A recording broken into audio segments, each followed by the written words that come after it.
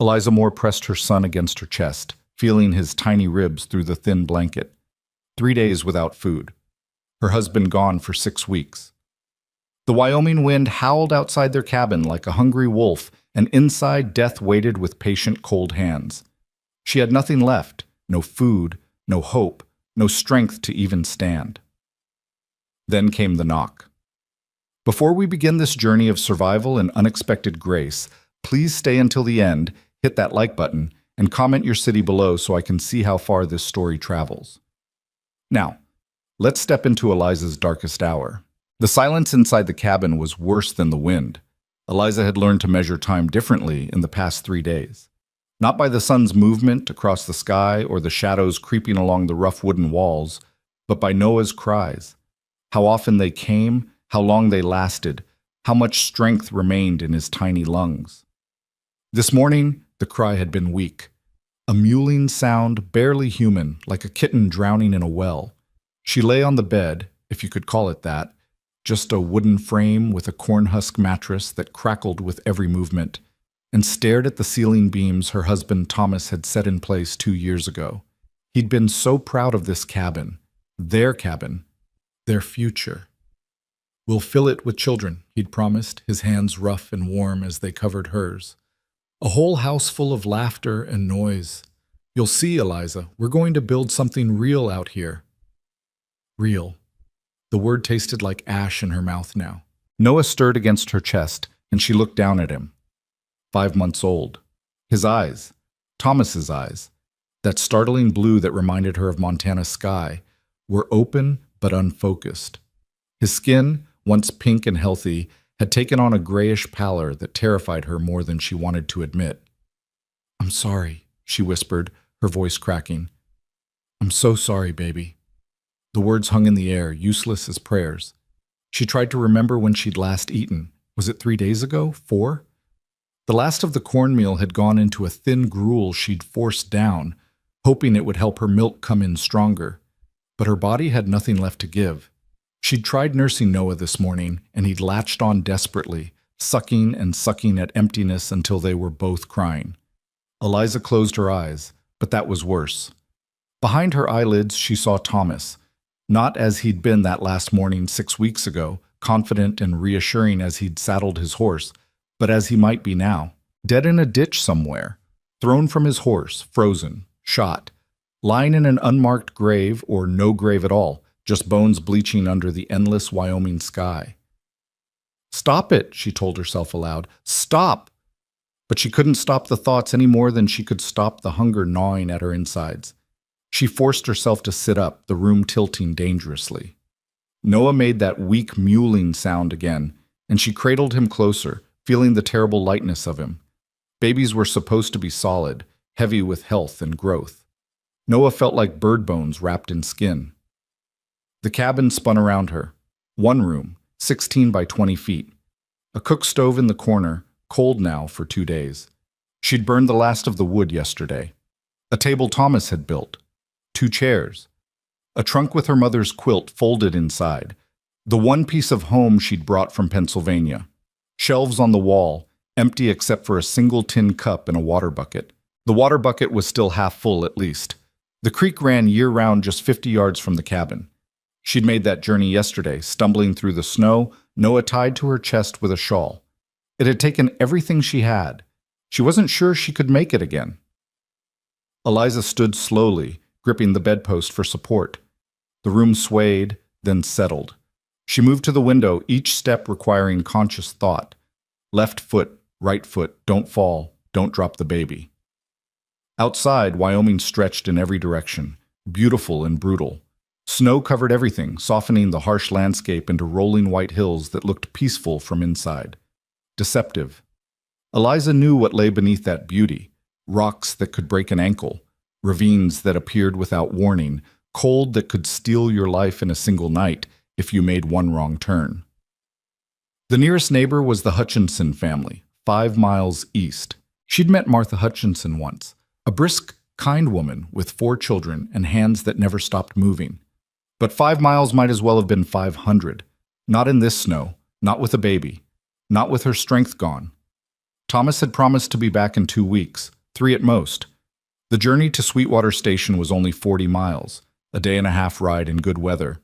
He'd go, get their winter supplies, maybe stop at the land office to file their claim properly, and come home.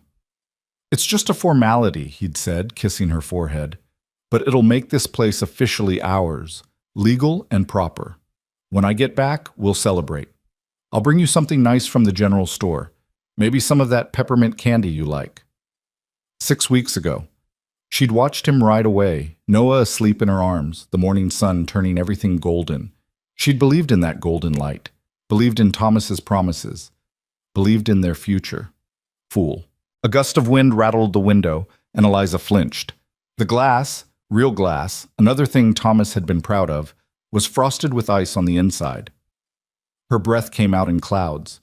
The cabin was barely warmer than the outdoors.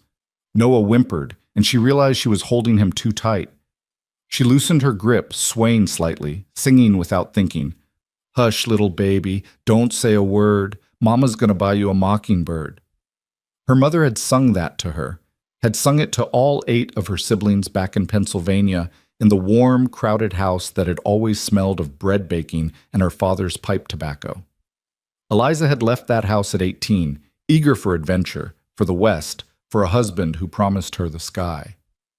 "And if that mockingbird don't sing, Mama's gonna buy you a diamond ring."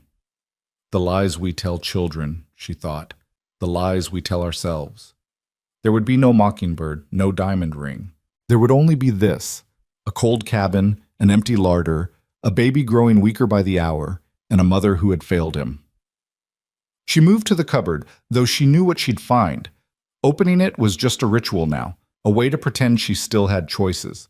The shelves stared back at her, bare wood mocking her desperation. Not quite empty, though. In the back corner sat a tin of lard, scraped so clean the metal showed through. Next to it, a small jar with perhaps a tablespoon of honey crusted around the bottom. And on the top shelf, pushed far back, the salt cellar. Salt. Honey. The ghosts of lard. She could scrape the honey jar, mix it with water, make Noah drink it. Maybe it would give him something, some tiny bit of energy. Maybe it would buy them one more day. One more day for what? The thought was cruel but insistent. One more day to starve more slowly? No, she said it firmly, surprising herself. No. Eliza closed the cupboard door and turned around, surveying the cabin with fresh eyes. She wasn't dead yet. Noah wasn't dead yet. While they were breathing, there were options. She could walk to the Hutchinsons, 5 miles, in the snow, with a baby. She looked down at Noah. His eyes had closed again, his breathing shallow. 5 miles would kill them both. She could wait for someone to pass by. The cabin sat a quarter-mile off the main trail from Sweetwater to Lander. In summer, they saw riders every few days. But in winter, in this snow? She'd seen no one since Thomas left. She could pray. The thought came unbidden, and with it, a wave of something that felt like shame. She'd been raised God-fearing, had believed once that prayer could move mountains. But somewhere between Pennsylvania and Wyoming, between promises and broken dreams, she'd lost the ability to believe in divine intervention. If God cared about frontier women and their babies, he had a strange way of showing it. Still, her mother's voice echoed in her memory. "Pride comes before a fall, Eliza." "Fine," she whispered, and surprised herself by lowering carefully to her knees, cradling Noah against her chest. The wooden floor was cold, biting through her thin dress. She closed her eyes. "I don't," she started, then stopped. What was she even asking for? "I don't know if you're listening. I don't know if you care. But if you do, if there's any mercy left in this world, please, not for me, for him. He didn't ask to be born out here. He didn't ask for any of this. Please." She waited, eyes closed, listening. The wind howled. The cabin creaked. Noah's breath whistled softly against her neck. Nothing else. Eliza opened her eyes and stood, the movement taking more effort than it should have. Of course there was nothing. The universe didn't operate on the desperation of frontier mothers. It operated on cold mathematics. Survival of the strongest, death for the weak. She and Noah were on the wrong side of that equation. She carried Noah back to the bed and lay down, pulling the thin blanket over them both. Her wedding quilt was in the trunk, the good one, but she was saving that. For what? She wasn't sure.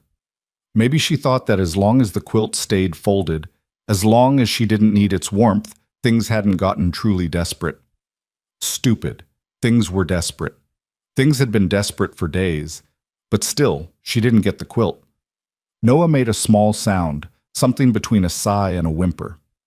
Eliza stroked his cheek with one finger, feeling the fragile architecture of his skull, the softness of the fontanelle where the bones hadn't yet fused. So vulnerable, so dependent on her, and she had failed him so completely. "I'm sorry," she whispered again. The apology was becoming a prayer of its own, a mantra against the silence. "I'm so sorry, baby. Your daddy's coming home. He has to be. He wouldn't leave us. He wouldn't." Even as she said it, doubt coiled in her stomach like a snake. Thomas loved them. She knew he did. But love didn't stop bullets. Love didn't prevent accidents. Love didn't protect against the 100 ways a man could die in Wyoming's wild country. The afternoon light was fading. Eliza watched the shadows lengthen across the floor, marking time in the only way that mattered now. Dark would come. Then night. Then another day, if they were lucky. If you could call it luck. She must have dozed because she jerked awake to darkness and cold. The cabin was black except for a thin line of moonlight through the window. Noah was making a sound she'd never heard before, not crying, something else, a sort of rattling wheeze. Terror shot through her like lightning. "Noah? Noah!" She sat up too fast, the room spinning. Her hands found him in the darkness, felt for his chest, rising, falling, still breathing. The wheeze continued, wet and horrible. She fumbled for the matches on the bedside table, her hands shaking so badly it took 3 tries to strike one. The flame bloomed yellow, and she lit the stub of candle they'd been rationing. In the candlelight, Noah's face was gray. His lips had a bluish tinge. "No, no, no, no!" Eliza's voice was rising, panic threading through it. She held him upright, patting his back the way she'd seen Martha Hutchinson do with her baby. "Breathe, sweetheart, breathe." The wheezing continued. Minutes passed. How many? She didn't know. Each second stretched like hours. Then, finally, the sound eased. Noah's breathing settled into something closer to normal, though still shallow. Eliza sat there, candle burning down, holding her son and shaking. This was it. This was the end of what she could endure. Not the hunger, not the isolation, but this. The sound of her baby struggling for breath in the darkness, the absolute helplessness of her position. She'd made a mistake coming here. She'd made a mistake believing in Thomas's dreams. She'd made a mistake thinking she was strong enough for the frontier. The candle sputtered. Almost out. She should blow it out, save the last bit for another night. But another night for what? In the end, she let it burn. Dawn came slowly, gray light seeping through the frost-patterned window. Eliza hadn't slept again. She'd sat up all night, holding Noah, listening to him breathe, making bargains with a God she wasn't sure she believed in anymore. If he lives through the night, I'll never ask for anything else. If he lives until morning, I'll be grateful. If he just keeps breathing, I won't complain about anything ever again. Stupid bargains, desperate bargains, the kind made by people who have no cards left to play. But Noah was still breathing. Eliza stood, her body protesting every movement. She felt hollowed out, scraped clean, as if everything that made her human had been burned away, leaving only the animal imperative: survive. Keep the baby alive. Nothing else mattered. She moved to the window, Noah against her shoulder. Outside, the world was white and still. Beautiful. Deadly. A rabbit hopped across the snow, stopped, twitched its ears, continued on. Life. Continuing. Oblivious to the small tragedy unfolding in the cabin. Movement caught her eye. Far off, on the main trail, something was moving. Eliza's heart jumped. A rider? She pressed her face to the cold glass, straining to see. Yes. A horse and rider, moving slowly through the snow, coming from the direction of Sweetwater Station. Thomas. It had to be Thomas. Hope exploded in her chest, painful and bright. She wanted to run outside, to wave, to scream his name, but her body wouldn't cooperate. She could barely stand, and something held her back, some small voice of caution that said, "Don't hope, don't believe, not yet." The rider was getting closer. Eliza could make out more details now. A brown horse, a man in a dark coat, a hat pulled low. Not Thomas. Thomas's horse was gray, and the way this man sat his horse, the shape of him, it was wrong. The hope drained out of her, leaving something worse than despair. At least despair was familiar. This was just emptiness. The rider was turning off the main trail, coming toward her cabin. Eliza's mind raced. A stranger, coming to the cabin. She was alone, weak, defenseless. Every story she'd ever heard about frontier violence came flooding back. Women murdered, babies killed, cabins burned. But also, maybe he has food. Maybe he can help. Maybe he knows something about Thomas. She watched, frozen between fear and desperate hope, as the rider approached. He was close enough now that she could see his face, weathered, mid-30s maybe, with a beard. He was carrying something, a sack of some kind slung across his saddle. The horse stopped in front of the cabin. The man dismounted with the easy grace of someone who'd spent his life on horseback. He pulled the sack down, hefted it over his shoulder, and walked toward the door. Eliza's heart was hammering. She looked down at Noah, then back at the door. She had no weapon. Thomas's rifle was gone. He'd taken it with him. She had a kitchen knife, but it was across the room, and she wasn't sure she had the strength to use it anyway. The knock, when it came, was gentle, almost apologetic. 3 soft raps. Then a voice muffled through the door. "Ma'am? Mrs. Moore? My name's Caleb Hart. I'm a friend of your husband's. I've brought some supplies." Eliza stood frozen. This could be a trick. People lied, especially out here where there was no law except what men made for themselves, but also supplies. The word sang in her mind like a promise. "Ma'am?" The voice came again. "I know you've got cause to be cautious, but I swear I mean you no harm. I was in Sweetwater, and, well, there's news about your husband. I thought you'd want to hear it." News about Thomas. Eliza moved toward the door before she'd made a conscious decision to do so. Her hand touched the latch. She hesitated.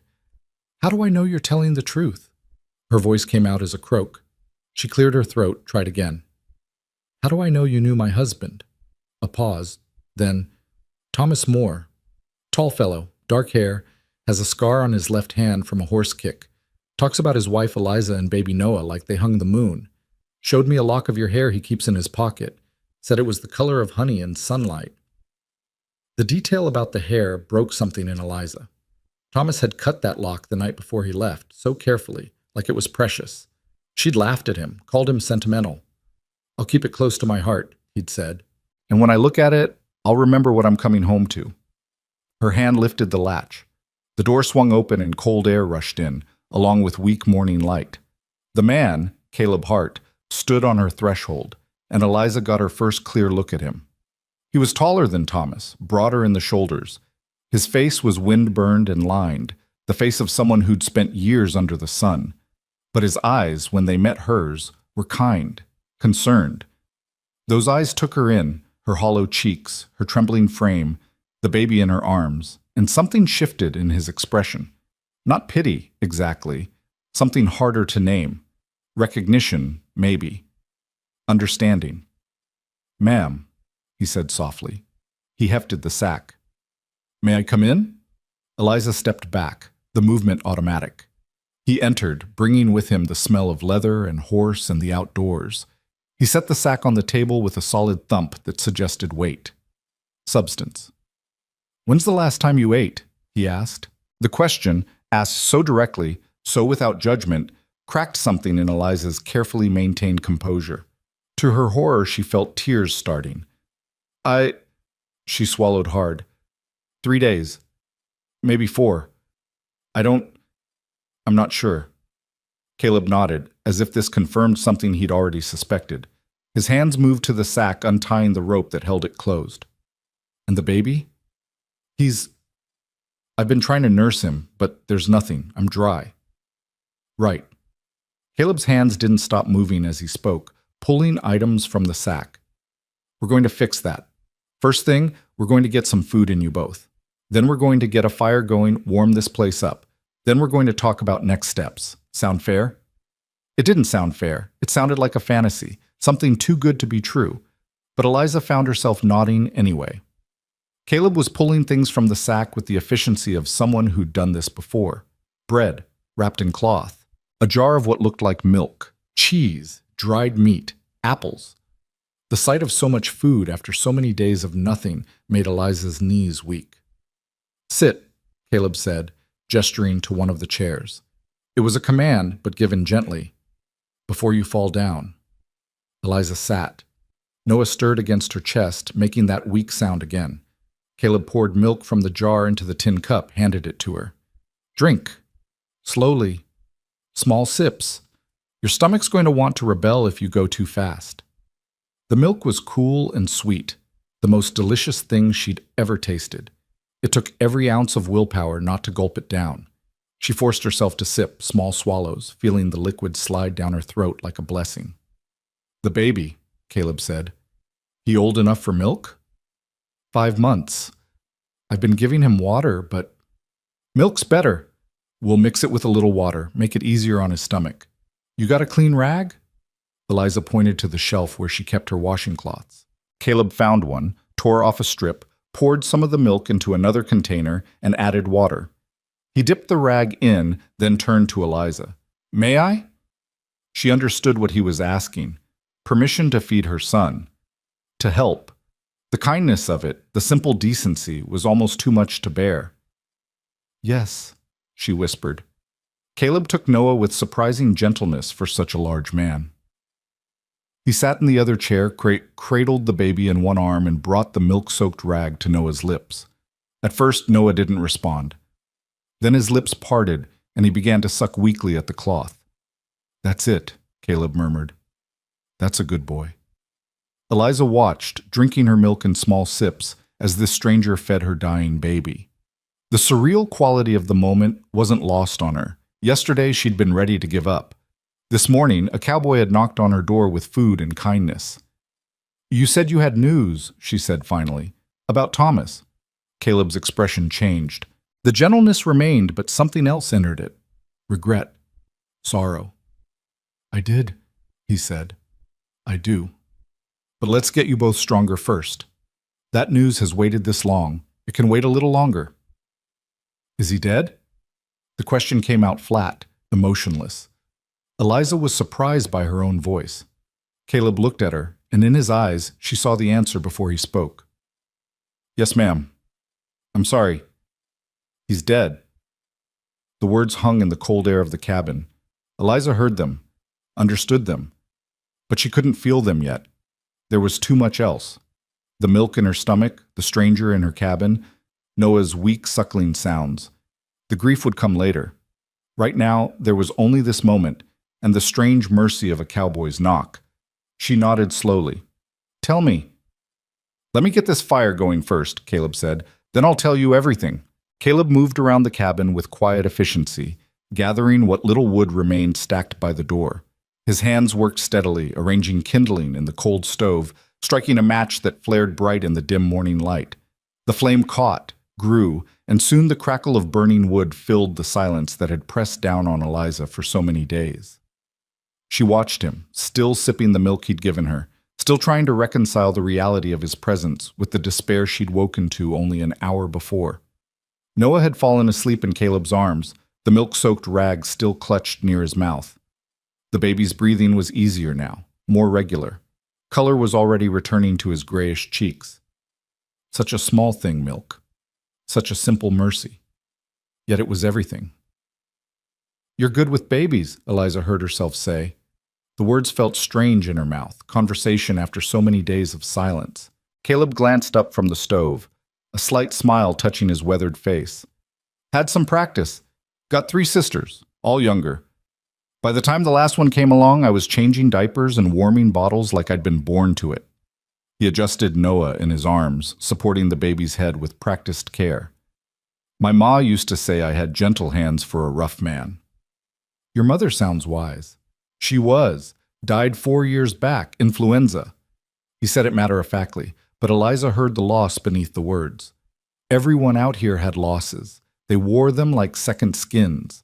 The fire was catching now, heat beginning to seep into the frozen cabin. Caleb closed the stove door and stood, still holding Noah. He looked around the room, and Eliza saw it through his eyes, the empty shelves, the bare table, the signs of desperate rationing everywhere. How long's it been? He asked quietly. Since your husband left? 6 weeks. He was supposed to be back in 2. Eliza set down her cup, her hands shaking slightly. The milk sat heavy in her stomach, her body almost confused by actual nourishment. I kept thinking he'd come. Every day I'd watch the trail. Every night I'd tell myself tomorrow. He'll come tomorrow. Caleb nodded slowly. He moved to the rocking chair near the stove, Thomas's chair, where he used to sit in the evenings and talk about his plans, and settled into it with Noah. The baby sighed in his sleep, a sound of contentment that made Eliza's throat tight. Mrs. Moore, Caleb began, then paused. May I call you Eliza? Seems foolish to stand on formality when I'm holding your baby. Eliza's fine. Eliza, then. And you can call me Caleb. He took a breath, as if steadying himself for difficult words. I need to tell you what happened to Thomas. It's not easy hearing, but you deserve the truth. All of it.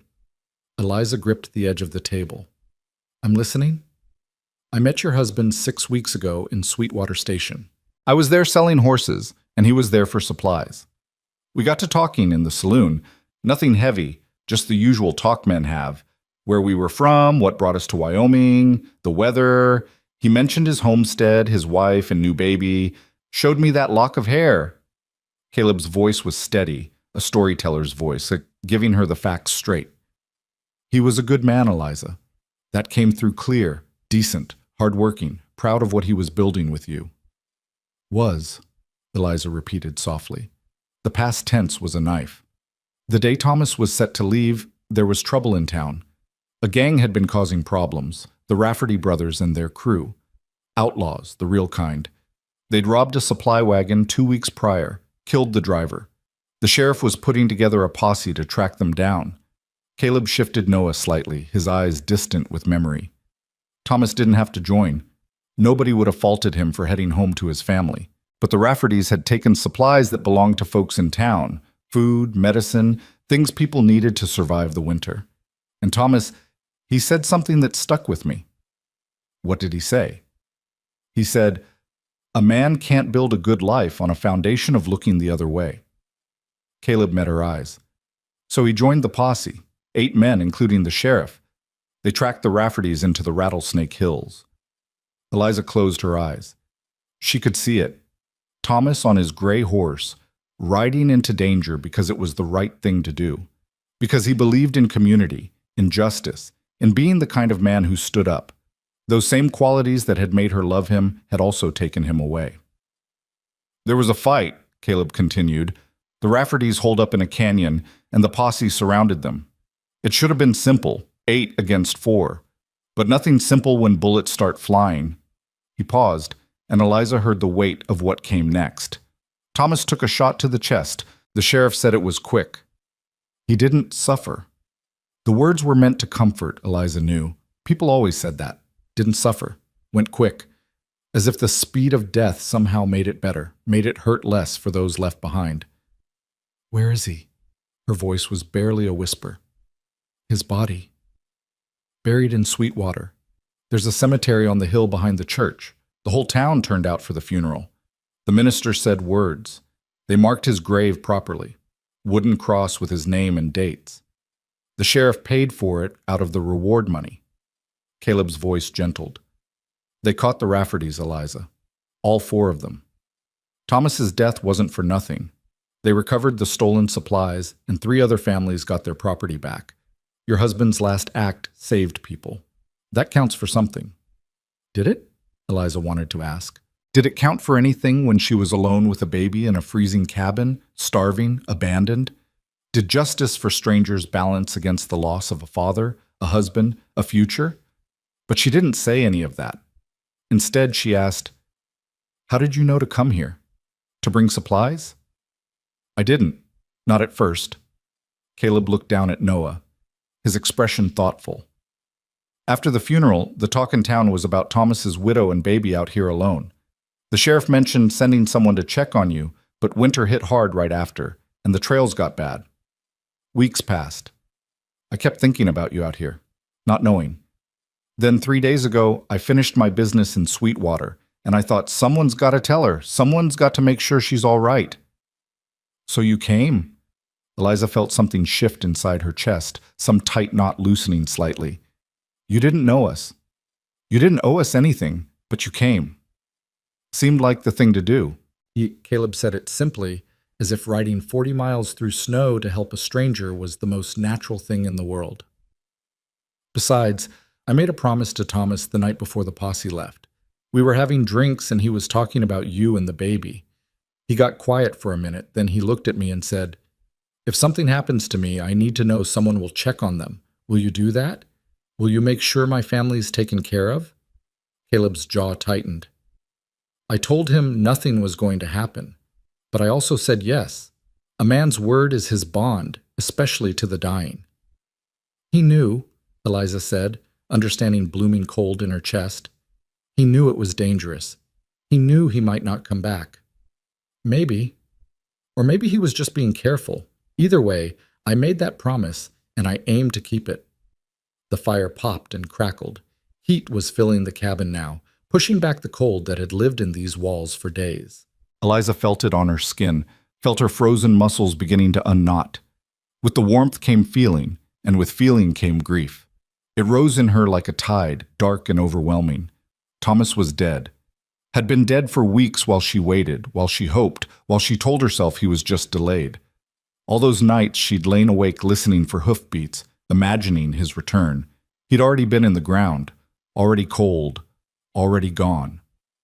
"I need," she started, then couldn't finish. Her breath was coming short, her vision blurring with tears she'd been too dehydrated to cry before. Caleb was on his feet instantly, Noah cradled in one arm. He guided Eliza back to the bed with his free hand, easing her down. "Let it out," he said quietly. "You've been strong long enough." And she did. The sobs came from somewhere deep, somewhere she'd kept locked and barred for 6 weeks. They racked her body, violent and cleansing, tears streaming down her face for the husband she'd lost, for the future that had died with him, for the terror of the past few days, and the hopelessness that had nearly consumed her. Caleb didn't try to quiet her or offer empty platitudes. He simply stood nearby, holding her son, letting her grieve. When Noah stirred and began to fuss, Caleb paced the small cabin, rocking him gently, humming some tuneless melody that nonetheless soothed the baby back to sleep. Eventually, the storm passed. Eliza's sobs faded to quiet tears, then to silence. She lay on the bed, exhausted in a way that had nothing to do with hunger, everything to do with loss. "I loved him," she said into the quiet. "Even when he drove me crazy with his big dreams and his stubbornness, I loved him." "He knew," Caleb replied. "Trust me, he knew. That's all he talked about, getting home to you." Eliza sat up slowly, wiping her face with her sleeve. Her eyes felt swollen, her head ached, but there was also a strange clarity. The worst had happened. Thomas was dead. She'd grieved, and yet she was still here. Noah was still here. The world hadn't ended, even though it felt like it should have. "What happens now?" she asked. Caleb settled back into the rocking chair, Noah still sleeping peacefully in his arms. It struck Eliza how natural he looked holding her son, this stranger who'd appeared like an answer to a prayer she hadn't quite believed in.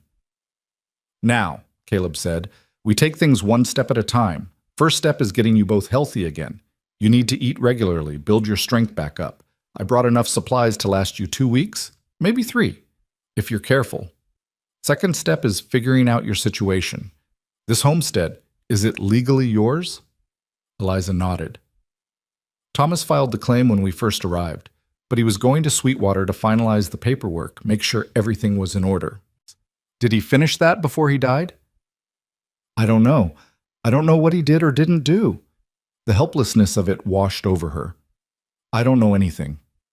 That's all right. That's something I can find out when I go back to town. If the claim's in order, this land is yours. If not, we'll figure out how to make it right. Caleb's voice was calm, practical. The thing is, Eliza, you can't stay out here alone. Not through the winter, not with a baby.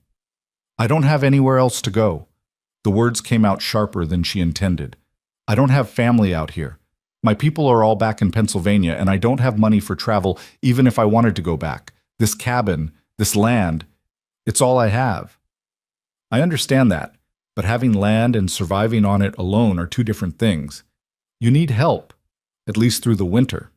Caleb paused, choosing his words carefully. There's a boarding house in Sweetwater run by a woman named Margaret Chen. She takes in women who need a place to stay, widows mostly, and women traveling through. The rooms are clean, the food's good, and she charges fair rates.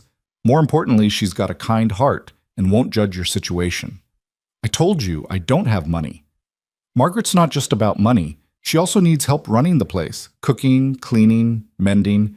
You could work for your room and board until you get on your feet. Caleb met her eyes steadily. It's not charity, Eliza. It's a fair trade. Your labor for a safe place to live. The idea of leaving the cabin, Thomas's cabin, the home they'd built together, felt like betrayal. But the idea of staying here alone, of facing another night like last night, terrified her more. I need to think, she said. Fair enough. You've got time. I'm not planning to leave for a few days anyway. Figured I'd stick around, make sure you're stable, chop some wood, maybe do some repairs around here. He glanced at the ceiling, where one beam showed signs of rot. Place could use some work. You don't have to do that. I know I don't have to. I want to. Caleb stood, bringing Noah to her. Here, he should be with his mama, and you should eat something more. There's bread and cheese in that sack. Don't be shy about it. Eliza took Noah, cradling him against her chest. He was warm, sleeping deeply, his breathing steady and strong. The difference from this morning was remarkable. Food and warmth, such simple things, but they'd brought her baby back from the edge. Caleb moved to the table and began unpacking more supplies from his sack. Eliza watched him work. This cowboy who'd appeared at her darkest hour. He wasn't young. She guessed him to be in his mid-30s, old enough to have lived some life. His hands were scarred and calloused, working hands, but they moved gently as he arranged bread and cheese on the table, as they'd moved gently with Noah. Why are you really doing this? She asked. The truth. Caleb paused, a jar of preserves in his hand. He set it down slowly, then turned to face her. You want the truth? All right. He leaned against the table, arms crossed. When I was 23, I was engaged to a girl named Sarah Brennan. Prettiest thing you ever saw, with a laugh that could light up a room. We were going to get married in the spring, build a ranch together, have a house full of kids. His voice was even, but Eliza heard old pain beneath it. That winter, there was a fire in town. Sarah's boarding house went up like kindling. She was trapped on the second floor. Eliza's breath caught. I was 3 miles away when it happened. By the time I got there, the building was gone. Sarah was gone. And you know what haunted me? What still haunts me? Caleb's gray eyes were steady on hers. There were people who saw the fire starting, people who could have helped, who could have raised the alarm sooner, but they didn't want to get involved. They thought someone else would handle it. By the time anyone acted, it was too late. I'm sorry, Eliza whispered. Me too. Every day for 12 years I've been sorry. Caleb straightened. But I learned something from it. Learned that when you see someone in trouble, you don't wait for someone else to help. You don't make excuses. You act, because the cost of looking away is something you carry forever. He gestured around the cabin.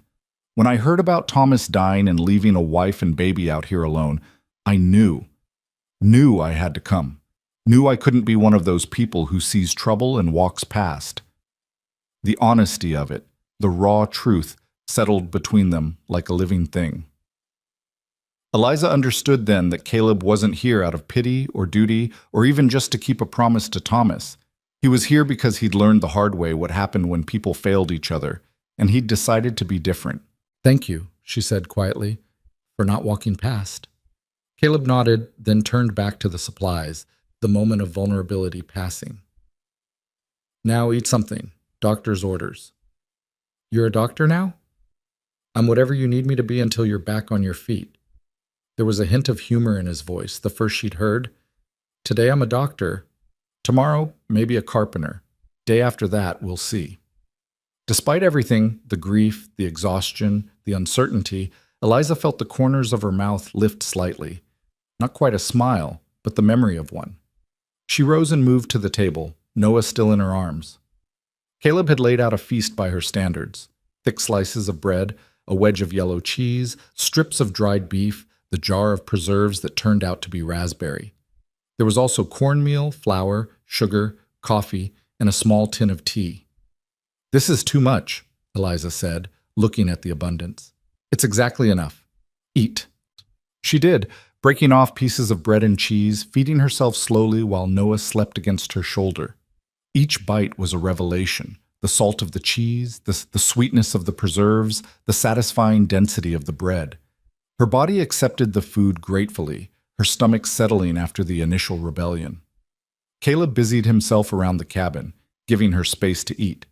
He examined the stove more closely, checked the chimney, tested the strength of the table legs. His presence was oddly comforting, solid and capable, asking nothing of her except that she take care of herself. After she'd eaten all she could manage, Eliza felt tiredness washing over her in waves.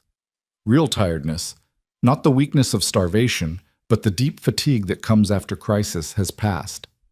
You should sleep, Caleb said, noticing. Real sleep, not that half-awake vigilance you've been doing. I'll watch the baby. Keep the fire going. You rest. I can't ask you to... You're not asking. I'm offering. His tone was firm but kind. Eliza, when's the last time you slept more than an hour at a stretch? She couldn't remember. The nights had blurred together, each one an exercise in survival. Exactly, Caleb said, reading her silence. So sleep. I'll be right here. There were 100 reasons to protest, but Eliza found she didn't have the energy for any of them. She moved to the bed, still holding Noah. Caleb brought over the good quilt from the trunk, the one she'd been saving, and draped it over them both. Sleep, he said again quietly. I've got watch. Eliza's eyes closed almost before she meant them to. The last thing she was aware of was the crackling of the fire, the warmth of the quilt, and Noah's steady breathing against her chest. For the first time in 6 weeks, she felt safe. She slept. When she woke, the cabin was warm and the light had changed. Afternoon, she guessed, though she wasn't sure. For a moment, she panicked, not knowing where she was, why she felt so warm. Then memory returned in a rush. Caleb, the food, the news about Thomas. She sat up slowly, expecting to find the cabin empty, half convinced she'd dreamed the whole thing. But Caleb was there, sitting at the table working on something with a knife and a piece of wood. Noah was awake in a makeshift nest of blankets near the stove, watching the play of firelight with wide, fascinated eyes. You're still here, Eliza said, her voice rough with sleep. Caleb looked up, offering a small smile. Told you I would be. How do you feel? Like I slept for a week. She pushed the quilt aside and stood, steadier than she'd been in days. How long was I out? 4 hours, give or take. The baby woke up about an hour ago. I gave him some more of that milk mixture. He took to it pretty well. Caleb held up what he'd been working on, a small wooden rattle, the kind babies could grasp. Figured I'd make him a toy. Hope that's all right. Eliza moved to where Noah lay and knelt beside him. He turned his head at her voice, and she saw with relief that his eyes were brighter, more alert. The grayish pallor was gone, replaced by healthy pink. He looked like her son again, not the ghost baby from this morning. Hey, sweet boy, she murmured, picking him up. He made a happy gurgling sound, and something in Eliza's chest unlocked. Her baby was going to live. They both were. Thank you, she said to Caleb, for watching him, for all of it. No need for thanks. I'm just glad I got here when I did. He set down the rattle and stood, stretching. I chopped some more wood while you slept. There's enough now to last you at least a week, maybe more. Also patched that loose board on the porch. Won't have it coming up and catching someone's boot. You've done too much already. Haven't done enough yet. Caleb moved to the window, looking out at the fading afternoon light. Storm's coming in. Can feel it in the air. We'll probably be snowed in for a few days once it hits. Which is fine. Gives us time to get you really stable before I head back to town. The thought of being alone again, even in a warm cabin with food, made Eliza's stomach knot. But she pushed the feeling aside. She couldn't depend on this stranger forever. At some point, she'd have to stand on her own feet again. "Tell me about Sweetwater," she said, settling into the rocking chair with Noah. "What's it like?" Caleb turned from the window, seemed to consider the question. "It's small but growing, maybe 300 people now. There's a main street with a general store, saloon, boarding house, church, and a few other businesses. Doc Morrison runs a practice there. Good man, knows his medicine. There's a school too, though it's just one room with Miss Patterson teaching all the ages together. Families there. Other children? Plenty. Sweetwater's the kind of town where everyone knows everyone, for better or worse. You can't keep secrets, but you also don't lack for help when you need it. Folks look out for each other." He paused. "I won't lie to you. Being a widow with a baby, you'll be the subject of some talk. People will have opinions about what you should do, where you should go, how you should live. But most of them mean well, even if they're nosy about it." Eliza rocked Noah gently, thinking about what it would mean to leave this cabin, to move to town, to become one of those people everyone knew and talked about. The idea was both terrifying and oddly appealing. She'd been isolated so long, first by distance and then by disaster. The thought of community, even gossipy community, had a certain draw. "What about work?" she asked. "Besides the boarding house, I mean, what do women do there?" "All kinds of things. Mrs. Chen at the boarding house, she's not just a landlady, she also does laundry for half the town and bakes bread to sell. Miss Patterson teaches. Doc Morrison's wife runs a small shop where she sells herbs and remedies she makes herself. There's women who take in sewing, women who cook for the saloon, women who help out at the general store." Caleb sat back down at the table. "Point is, there's opportunities if you're willing to work, and you strike me as someone willing to work." "I've never been afraid of work." Eliza thought of her childhood in Pennsylvania, helping her mother with 8 siblings, learning to cook and clean and sew and garden. She'd brought those skills west, thinking she'd use them to build a frontier homestead with Thomas. Now she'd have to use them just to survive.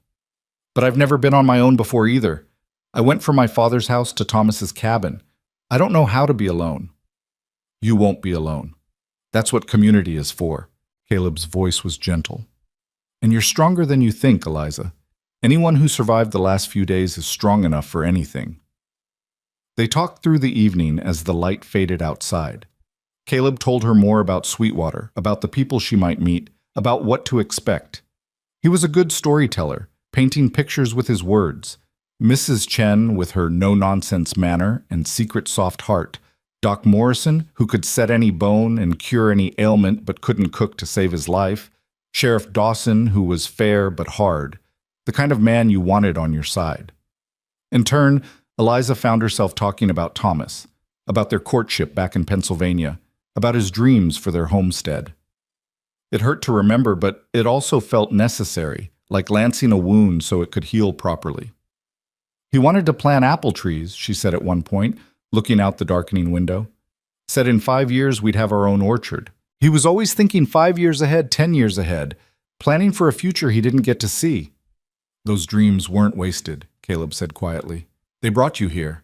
They gave you Noah. That counts for something." Did it? Eliza still wasn't sure, but she appreciated Caleb's attempts to find meaning in the wreckage.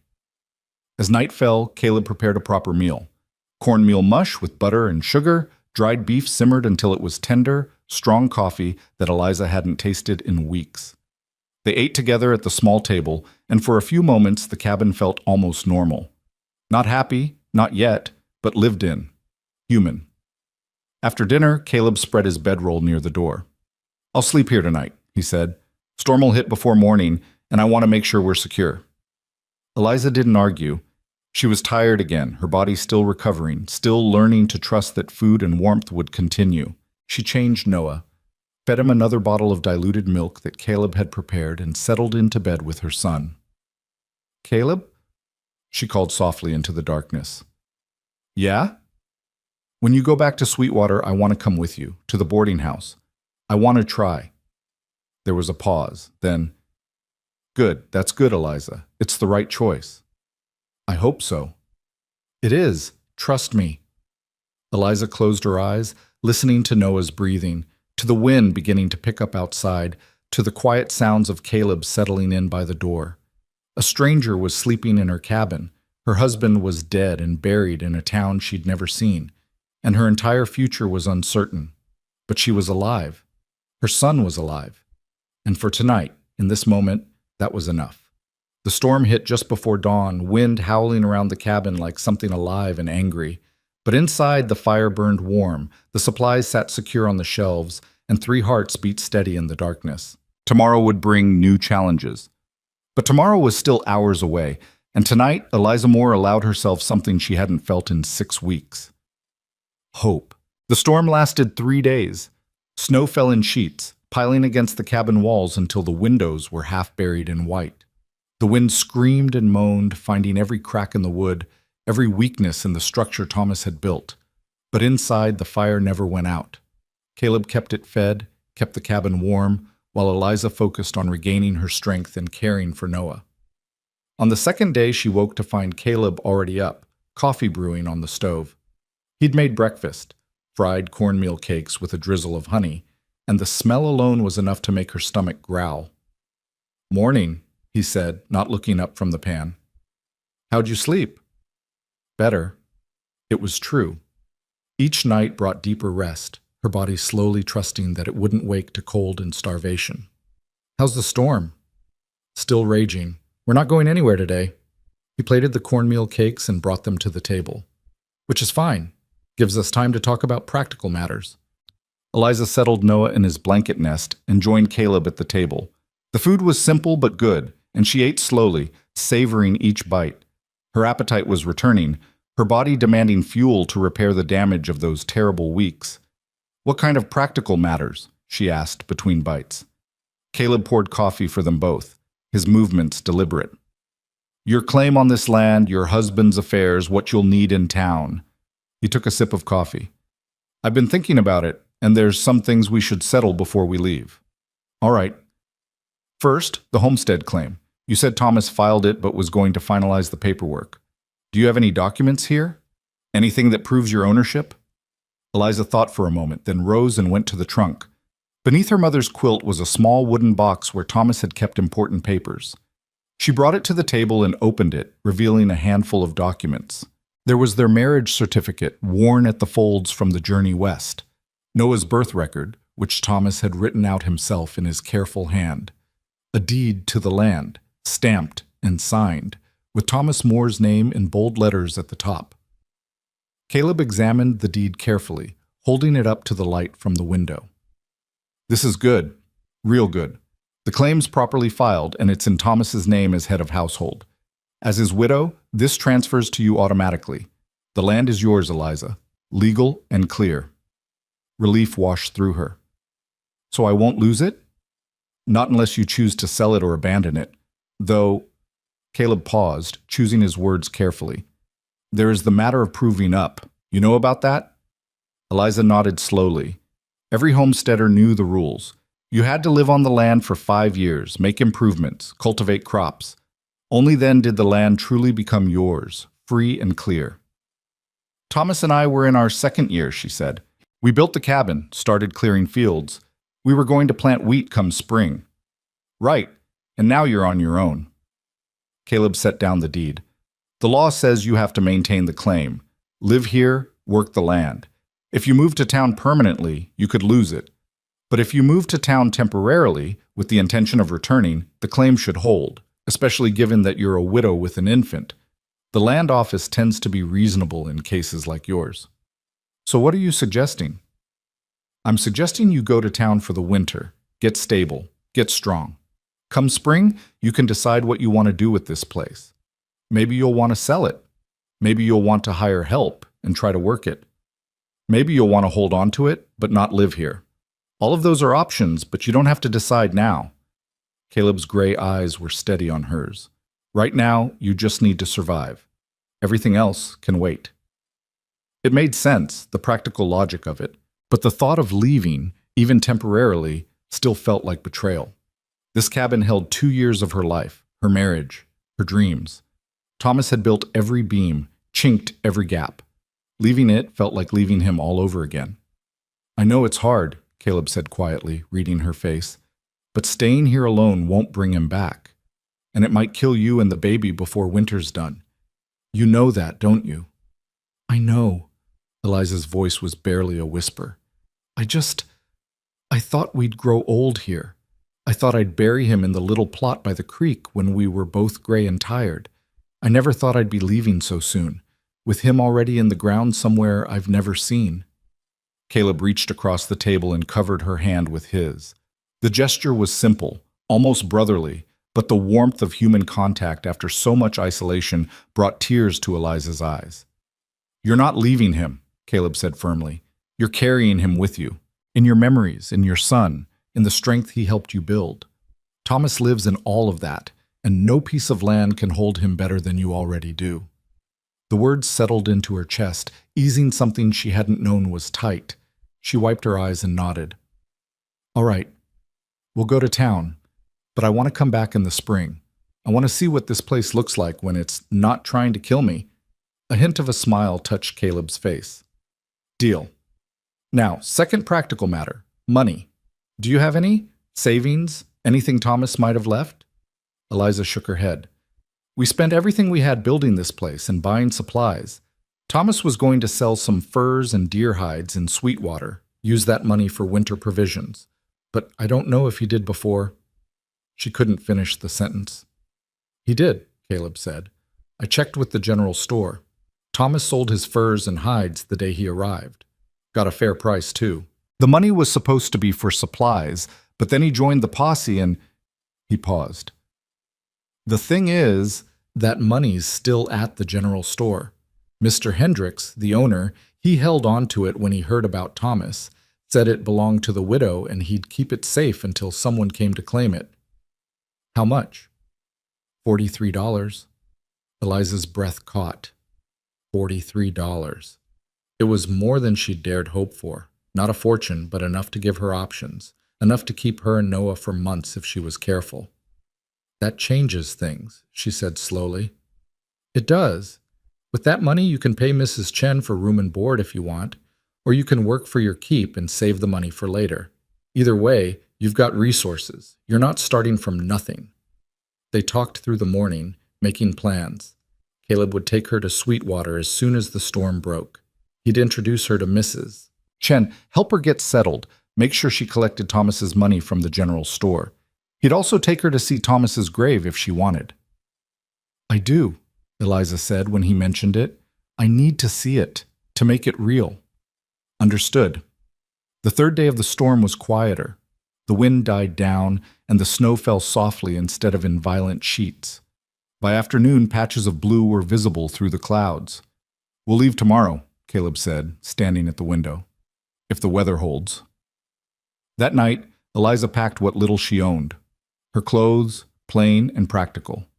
Noah's things, the few baby garments she'd sewn, the blankets, the wooden rattle Caleb had made, her mother's quilt, the box with the important papers.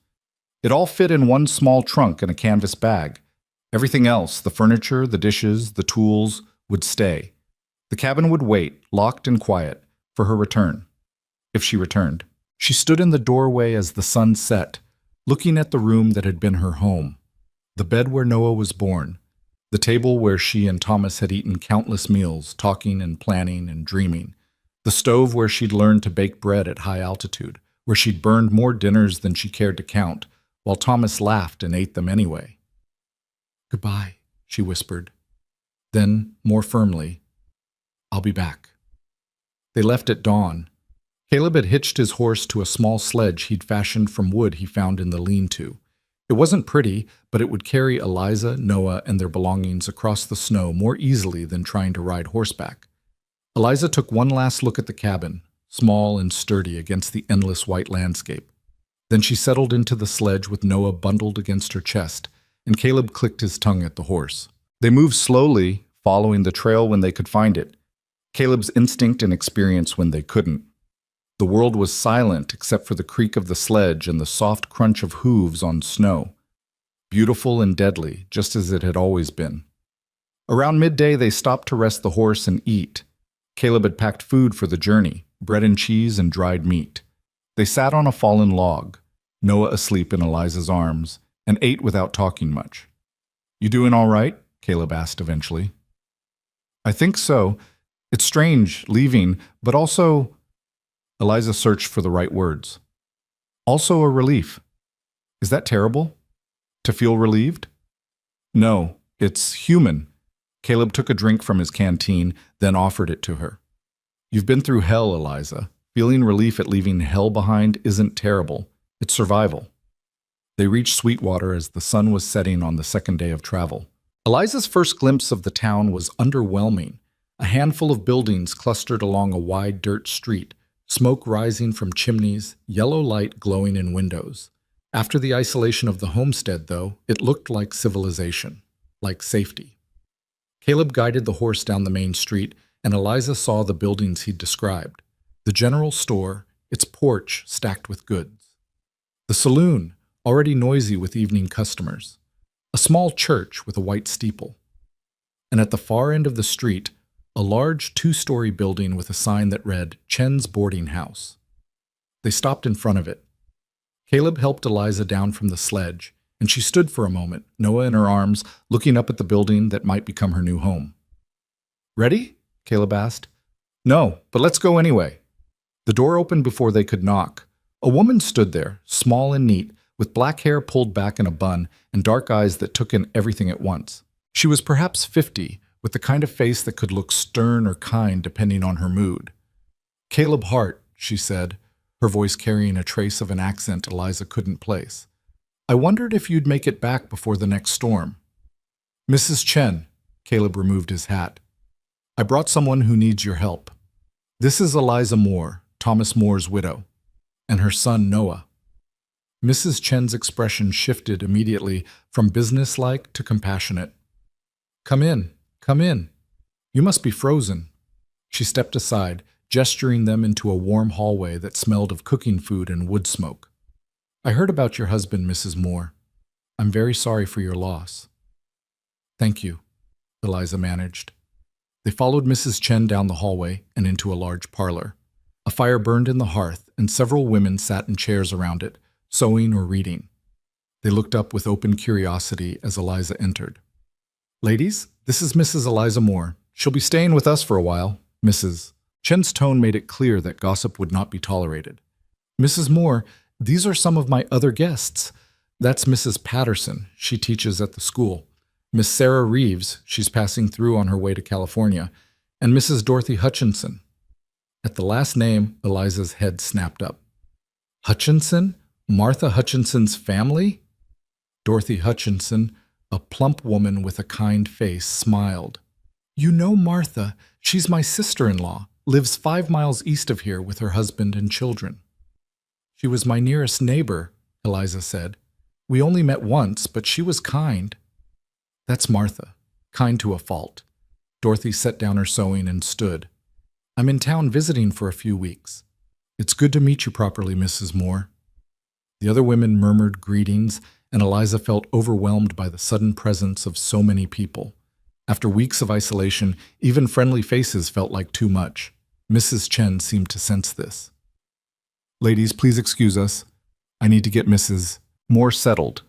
She turned to Eliza. "Come with me. I'll show you your room." They climbed a narrow staircase to the second floor. The hallway was clean and plain, with doors on either side. Mrs. Chen opened one near the end. "This will be yours. It's small, but it's warm and private. There's a bed, a dresser, a chair, wash basin on the dresser, chamber pot under the bed. Outhouse is behind the building, but I keep a thunder mug in each room for night use." She gestured around the space, which was indeed small but clean and welcoming. "Meals are at 7 in the morning, noon, and 6 in the evening. You're expected to help with cleanup after. If you need anything washed, bring it down on Monday mornings. Any questions?" Eliza's head was spinning. How much? For the room and board? Mrs. Chen's expression softened. We can discuss that tomorrow. Tonight you just get settled. There's hot water downstairs if you want to wash up, and I'll bring you a supper tray. You look like you could use some peace and quiet. I can work, Eliza said quickly. I'm not asking for charity. I can cook, clean, sew, whatever you need. I know you can. Caleb told me about you. Mrs. Chen's smile was small but genuine. But tonight you rest. We'll talk business tomorrow. She left, closing the door quietly behind her. Eliza stood in the center of the small room, Noah in her arms, and felt something crack open inside her chest. She was safe. She was warm. She had a bed, a roof, people around her. The terror of the past weeks, the desperate isolation, the fear of dying alone. It was over. Eliza sank onto the bed and wept, this time not from grief, but from sheer relief. The next morning, Eliza woke to sunlight streaming through a real glass window and the smell of coffee drifting up from downstairs. For a moment, she couldn't remember where she was. Then Noah stirred beside her, and it all came back. Sweetwater, the boarding house, safety. She dressed quickly in her cleanest dress, which still looked shabby and worn, and carried Noah downstairs. The dining room was full of people, not just the women from last night, but others too. Men in work clothes eating breakfast before heading out to their jobs. A family with 3 children, the youngest not much older than Noah. The noise and bustle was overwhelming after so much silence. Mrs. Chen appeared at her elbow. Come, sit. There's oatmeal and bacon, biscuits and gravy. Help yourself. Eliza filled a plate, though she still couldn't eat much at once, and found a seat at the long table. Dorothy Hutchinson sat across from her, and they exchanged shy smiles. After breakfast, Mrs. Chen took Eliza into a small office off the kitchen.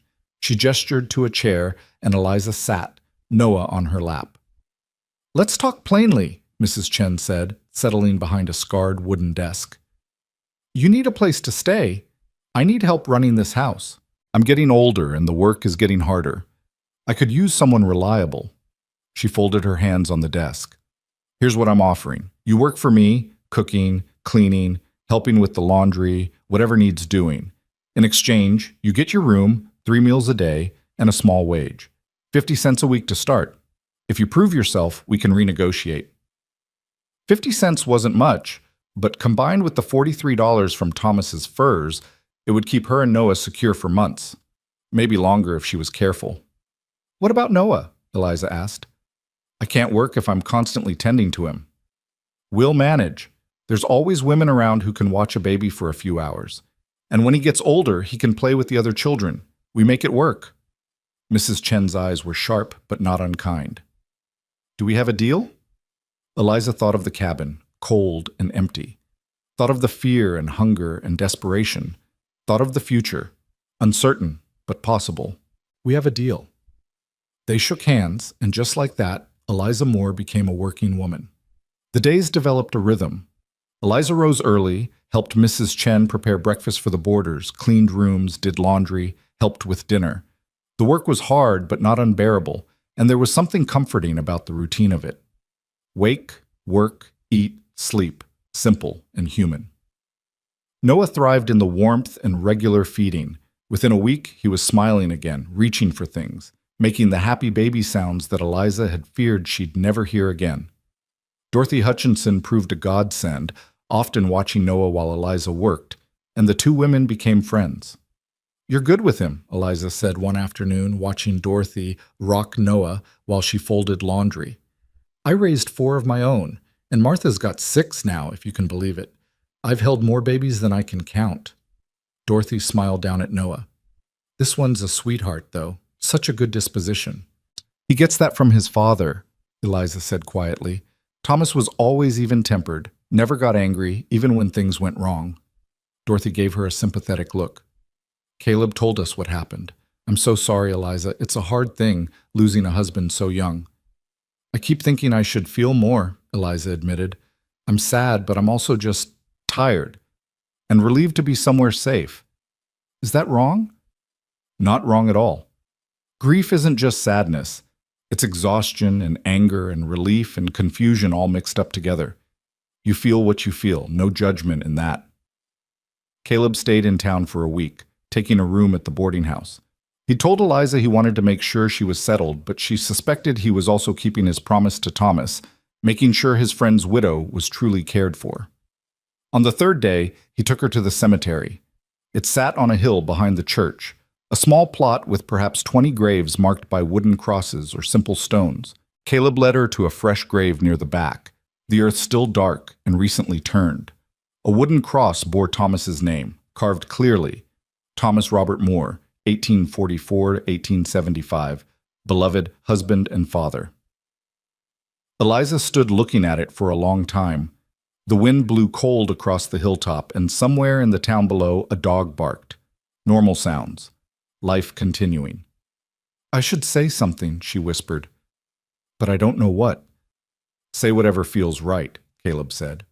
He stood a respectful distance away, giving her space but staying close enough that she wasn't alone. Eliza knelt in the snow, placing one hand on the cold ground. "I'm sorry I wasn't here," she said quietly. "I'm sorry you died alone, with strangers. I'm sorry for a lot of things." She paused, tears freezing on her cheeks. "But I'm not sorry for our time together. You gave me Noah. You gave me 2 years of happiness. You tried to build us something good, and that matters. Even if it ended too soon, it matters." She stayed there until her knees went numb and her fingers were too cold to feel. Then Caleb helped her up, and they walked back to town in silence. That night, Eliza wrote a letter to her family in Pennsylvania. She told them about Thomas's death, about Noah's health, about her new situation in Sweetwater. She didn't tell them how close she'd come to dying herself. She didn't tell them about the desperation or the fear, just the facts, simple and clean. She posted the letter the next morning, knowing it would be months before she received a reply, if she received one at all. Her family hadn't approved of her marriage to Thomas, hadn't understood her desire to go west. They might not answer. But she sent the letter anyway. A bridge extended across the miles, even if no one crossed it. By the end of the second week, Eliza felt almost normal. She'd gained back some of the weight she'd lost, and color had returned to her face. Noah was growing visibly, his little limbs filling out, his eyes bright and curious. She was folding sheets in the laundry room one afternoon when Mrs. Chen appeared in the doorway. "There's someone here to see you," the older woman said. "Man named Hendricks, from the general store." Eliza's heart skipped. The money. Thomas's money that she'd almost forgotten about in the settling in process. She found Mr. Hendricks waiting in the parlor, a tall, thin man with wire spectacles and a serious expression. He stood when she entered. "Mrs. Moore, I've been meaning to call on you. I'm Samuel Hendricks. I run the general store." "Mr. Hendricks, Caleb mentioned you were holding something for me." "That's right." He pulled an envelope from his coat pocket. "Your husband sold his furs and hides to me the day he arrived in town. $43, fair counted. I set it aside when I heard—" He trailed off delicately. "Well, it's yours now." Eliza took the envelope with trembling hands. Inside were bills and coins, exactly as promised. $43, Thomas's last gift to her. "Thank you," she managed, "for keeping it safe." "It was the right thing to do." Mr. Hendricks hesitated, then added, "Your husband was a good man, Mrs. Moore. Honest in his dealings. He helped run down the men who'd been terrorizing our community. That counts for something." "Thank you," Eliza said again, because what else was there to say? After he left, she sat holding the envelope, feeling the weight of the money, the weight of all it represented. This was Thomas's work, his effort, his final provision for his family. He'd died trying to protect people, but he'd also died having taken care of his own. That night, Eliza counted out the money and divided it carefully. She gave Mrs. Chen $2 for the first month's room and board, even though they'd agreed she'd work for her keep. The older woman tried to refuse, but Eliza insisted. "I need to pay my way," she said firmly. "It matters to me." Mrs. Chen understood and accepted the money. The rest Eliza tucked away in the trunk, hidden beneath her mother's quilt. Security, options, the freedom to choose her own path when the time came. 1 month became 2. Spring was still far off, but the days were getting imperceptibly longer. Eliza settled into her new life with surprising ease. She worked hard, earned her keep, and slowly built friendships with the other women in the boarding house. Dorothy Hutchinson taught her how to make better bread. Mrs. Patterson showed her tricks for getting stains out of laundry. Even Mrs. Chen, stern and businesslike most of the time, occasionally smiled at something Noah did and told stories about her own children, grown now and scattered across the West. Caleb left after that first week but returned monthly, always with a reason: business at the land office, horses to sell, supplies to buy. But he always stopped at the boarding house, always asked after Eliza and Noah, always stayed for dinner if Mrs. Chen invited him. Eliza found herself looking forward to these visits more than she wanted to admit. Caleb was easy company, never demanding anything, never pushing her to talk about Thomas or the past if she didn't want to. He just existed, steady and reliable, a reminder that not all men disappeared or died or failed. On one of these visits, in late February, Caleb brought news. "I stopped by your homestead," he said over coffee in the boarding house parlor. "Made sure everything was secure, fixed a shutter that had come loose in the wind. The cabin's holding up fine." "Thank you for checking." Eliza poured more coffee into his cup. "I've been thinking about it, about what to do come spring." "And?" "I don't know yet. Part of me wants to go back, try to work it. But another part knows that's foolish.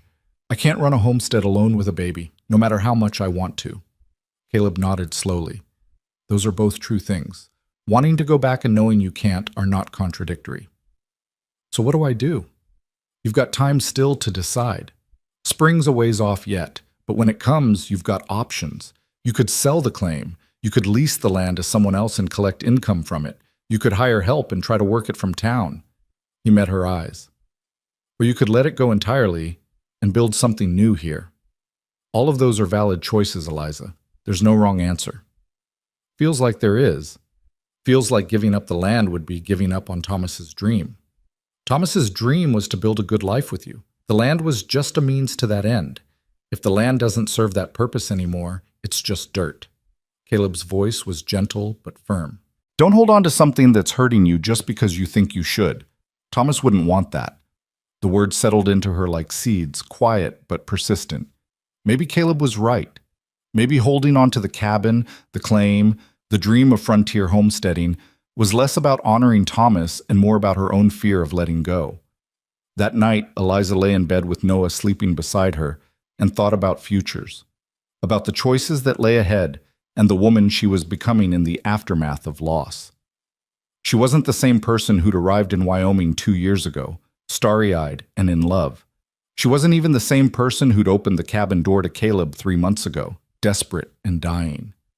She was something new, something harder but also stronger, something shaped by survival. And maybe, just maybe, that was exactly who she needed to be. March arrived with false promises of spring.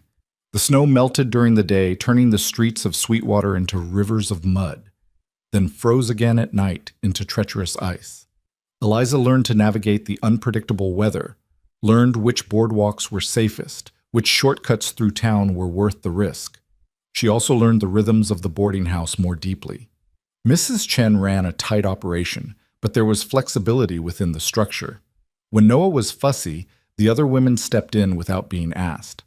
When Eliza had a particularly hard day, the grief hitting her in unexpected waves, Mrs. Chen would assign her tasks that required less interaction, letting her work through it in her own way.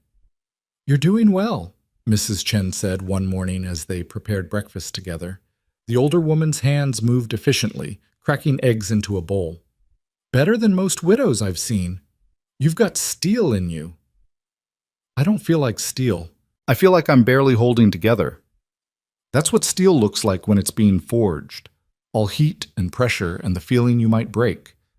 But you don't break. You bend, you reshape, you become stronger. Mrs. Chen whisked the eggs vigorously. Give yourself credit for that. Eliza carried those words with her through the morning, through washing dishes and scrubbing floors and changing Noah's diapers. Steel being forged. Maybe that's exactly what this was. That afternoon, Dorothy Hutchinson invited her for tea in the parlor. Several of the other boarding house women joined them. Mrs. Patterson, Sarah Reeves, who was still waiting for the passes to clear so she could continue to California, and a new arrival named Anne Cordell, a young woman whose husband had died in a mining accident. We thought you might want to talk, Dorothy said, pouring tea into mismatched cups. About what comes next. We've all been where you are, in one way or another. Alone and trying to figure out how to keep going. Eliza looked around the circle of women. Each face held its own story of loss and survival. Mrs. Patterson's husband had died of consumption 3 years ago, leaving her with no children and no means of support until she discovered she could teach. Sarah's fiancé had been killed by bandits on the trail west, but she'd continued alone rather than turn back. Anne was only 22, her husband dead barely a month. "How do you do it?" Eliza asked quietly. "How do you wake up every day and keep going when the person you planned your life with is gone?" "You just do," Mrs. Patterson said simply. She was older than the others, perhaps 45, with gray threading through her brown hair. "Not because you're brave or strong, but because the alternative is lying down and dying, and most of us are too stubborn for that." Sarah laughed, a sound both bitter and genuine. "Stubborn is right. My mother told me I was too stubborn to know when to quit. Guess she was right about that." "It gets easier," Dorothy added. "Not better, exactly. You don't stop missing them. But the missing becomes something you can live with instead of something that drowns you. Time does that, whether you want it to or not." Anne, the youngest and newest to grief, spoke up softly. "Do you think about remarrying? Is that even allowed? William's only been gone a month, but people are already suggesting I need to find another husband, like he was just replaceable." The room fell quiet for a moment. Eliza felt the question like a weight. She hadn't let herself think about that possibility. It felt too soon, too raw, too much like betrayal. "People will always have opinions about what widows should do," Mrs. Patterson said firmly. "Remarry, don't remarry, stay alone, find a man to take care of you. What they really mean is they're uncomfortable with women who exist outside the neat categories they understand." She sipped her tea. "My advice? Don't let anyone rush you. If you want to remarry someday, do it. If you don't, don't. But make it your choice, not something you do because people expect it." "What did you choose?" Eliza asked her. "I chose to stay single. Found I liked my independence once I had it. Teaching gives me purpose and income. I don't need a husband to feel complete." Mrs. Patterson smiled slightly. "Though I won't lie, there are moments I miss having a partner, someone to share the hard days with. But overall, I'm content with my choice." Dorothy set down her teacup. "I remarried after my first husband died. Waited 3 years, met John, and knew he was right for me. It wasn't the same as my first marriage, couldn't be. But it was good in its own way. Different, but good." She looked at Eliza directly. "The point is there's no timeline, no rules. You figure out what works for you." The conversation drifted to other topics. The upcoming spring planting, the new families moving to Sweetwater, gossip about the saloon owner's daughter who'd run off with a cowboy. But Eliza kept thinking about what had been said, about choice, about making her own way instead of following someone else's script. That evening, after Noah was asleep, Eliza counted her money again. The $43 from Thomas's furs had been carefully managed. With her small wages from Mrs. Chen and living frugally, she'd even managed to add to it slightly. She had $48 now, tucked away in the trunk. Not wealthy, but not desperate either.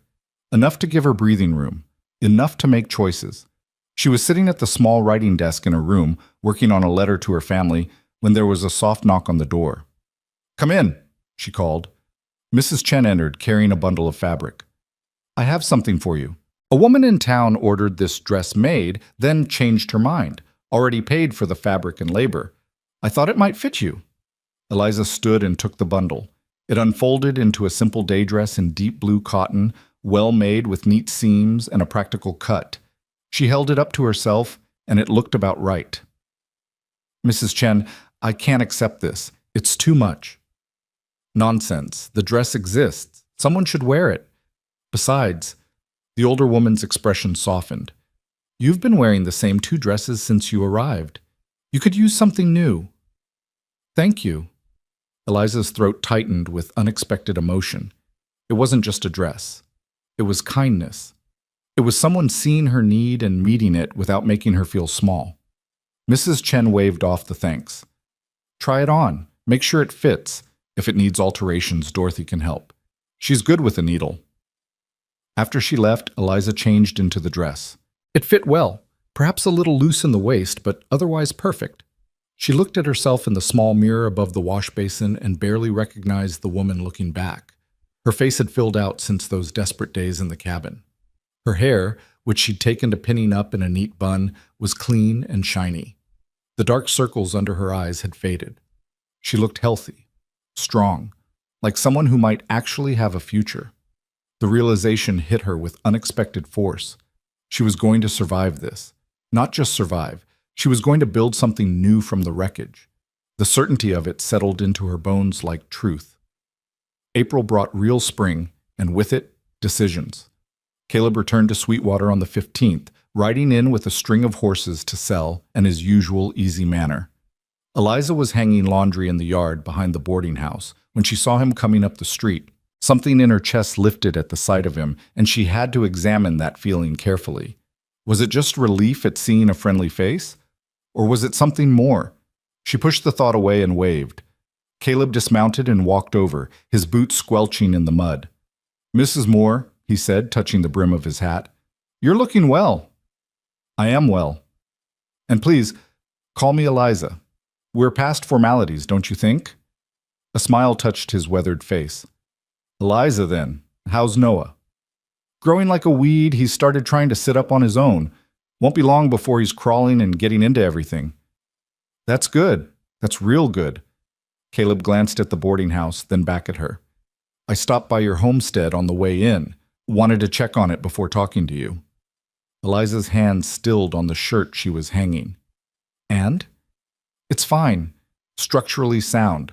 No damage from the winter. But Eliza—" He paused, choosing his words carefully. "The fields are going to need work soon if you want to plant anything this year, and the cabin needs someone living in it, keeping it maintained. Otherwise, it'll start to deteriorate." "I know." She'd been thinking about this for weeks, circling around the decision without quite making it. "I've been trying to figure out what to do." "Have you considered selling? I know a few families looking for established claims. You'd get a fair price, more than enough to set you and Noah up comfortably for a good while." The thought of selling felt like cutting off a limb. But Caleb was right. She couldn't work the homestead from town, couldn't maintain it properly while raising a baby alone. And every day she delayed was another day the land sat unused, the cabin empty. "What would I do?" she asked. "If I sold, stay here permanently?" "That's one option. You're doing good work for Mrs. Chen. She speaks highly of you. You could make a life here in Sweetwater. Raise Noah in town where there are schools and people and opportunity." Caleb shifted his weight. "Or you could do something else entirely. Move to a bigger city. Go back east. The money from the sale would give you choices." Choices. That word again. "I need to think about it," Eliza said. "Take your time. But not too much time. If you want to sell, spring's the best season for it. Families are making plans for planting. Come summer, interest will drop off." They stood in comfortable silence for a moment, the spring breeze carrying the scent of new grass and thawing earth. Eliza felt the weight of the decision pressing on her, but also a strange sense of possibility. Whatever she chose, it would be her choice. Not Thomas's dream, or her father's expectations, or society's rules. Hers. "Stay for dinner," she said impulsively. "Mrs. Chen always cooks extra when she knows you're in town." Caleb's smile broadened. "I'd like that." That night, around Mrs. Chen's long dining table, Eliza watched Caleb interact with the other boarders. He was easy with everyone, respectful with the women, friendly with the few men who boarded there, gentle when Noah fussed, and Dorothy passed him over for Caleb to hold while she ate. "You're a natural with babies," Sarah Reeves observed. "Most men I know act like infants might explode if they touch them wrong." "Had practice with my sister's kids," Caleb said, adjusting Noah in his arms. "Once you've changed enough diapers, the fear goes away." Mrs. Patterson laughed. "A man who admits to changing diapers. Will wonders never cease?" The easy teasing continued through dinner, and Eliza found herself relaxing in a way she hadn't in months. This felt normal. This felt like family, even though they were all essentially strangers brought together by circumstance. After dinner, Caleb caught her on the porch as she was taking out the scraps for Mrs. Chen's chickens. Eliza, can I talk to you a minute? Of course. He leaned against the porch railing, looking out at the darkening street. I've been thinking about your situation, about the homestead, and what you should do. And I have a suggestion, if you're willing to hear it.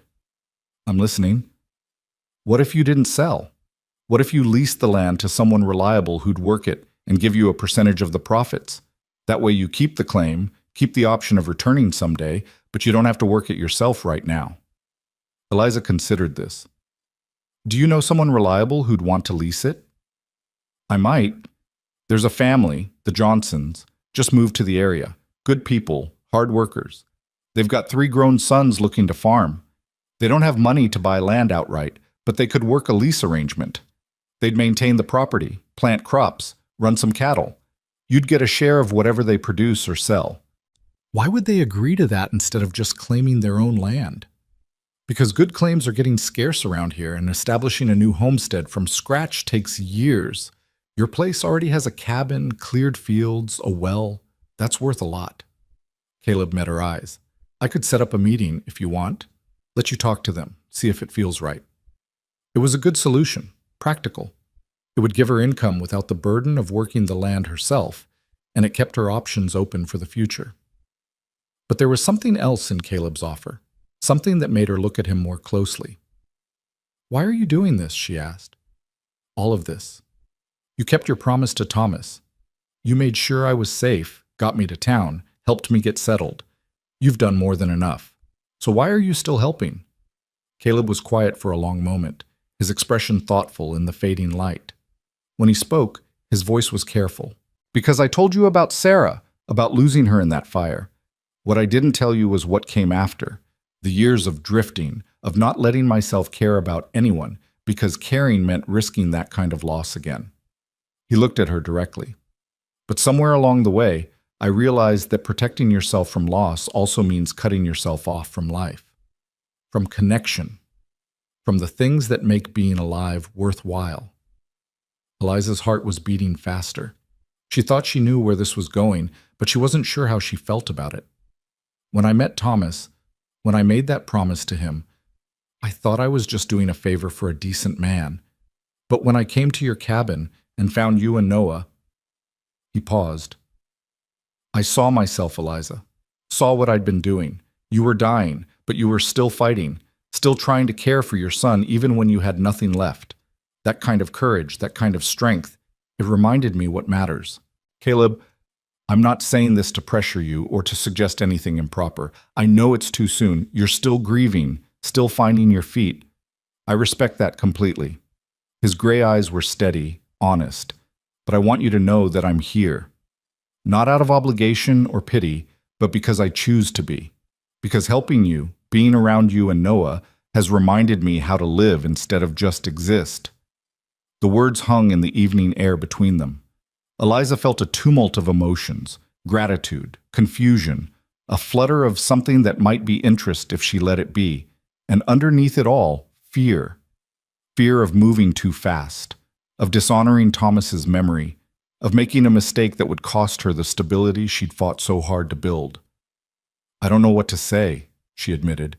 You don't have to say anything. I just wanted you to know. Caleb straightened.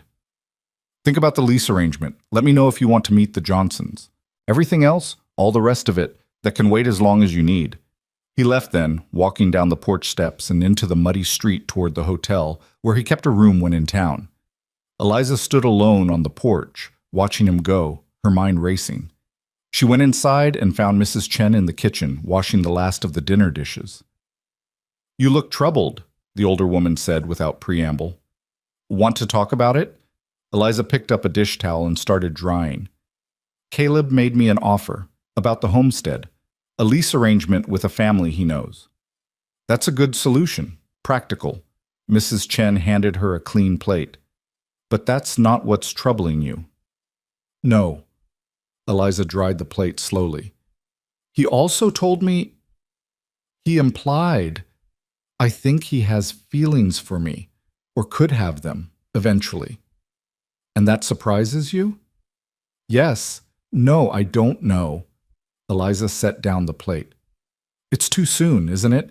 Thomas has only been gone 5 months. People will talk. They'll say I'm disrespecting his memory, that I'm too quick to replace him.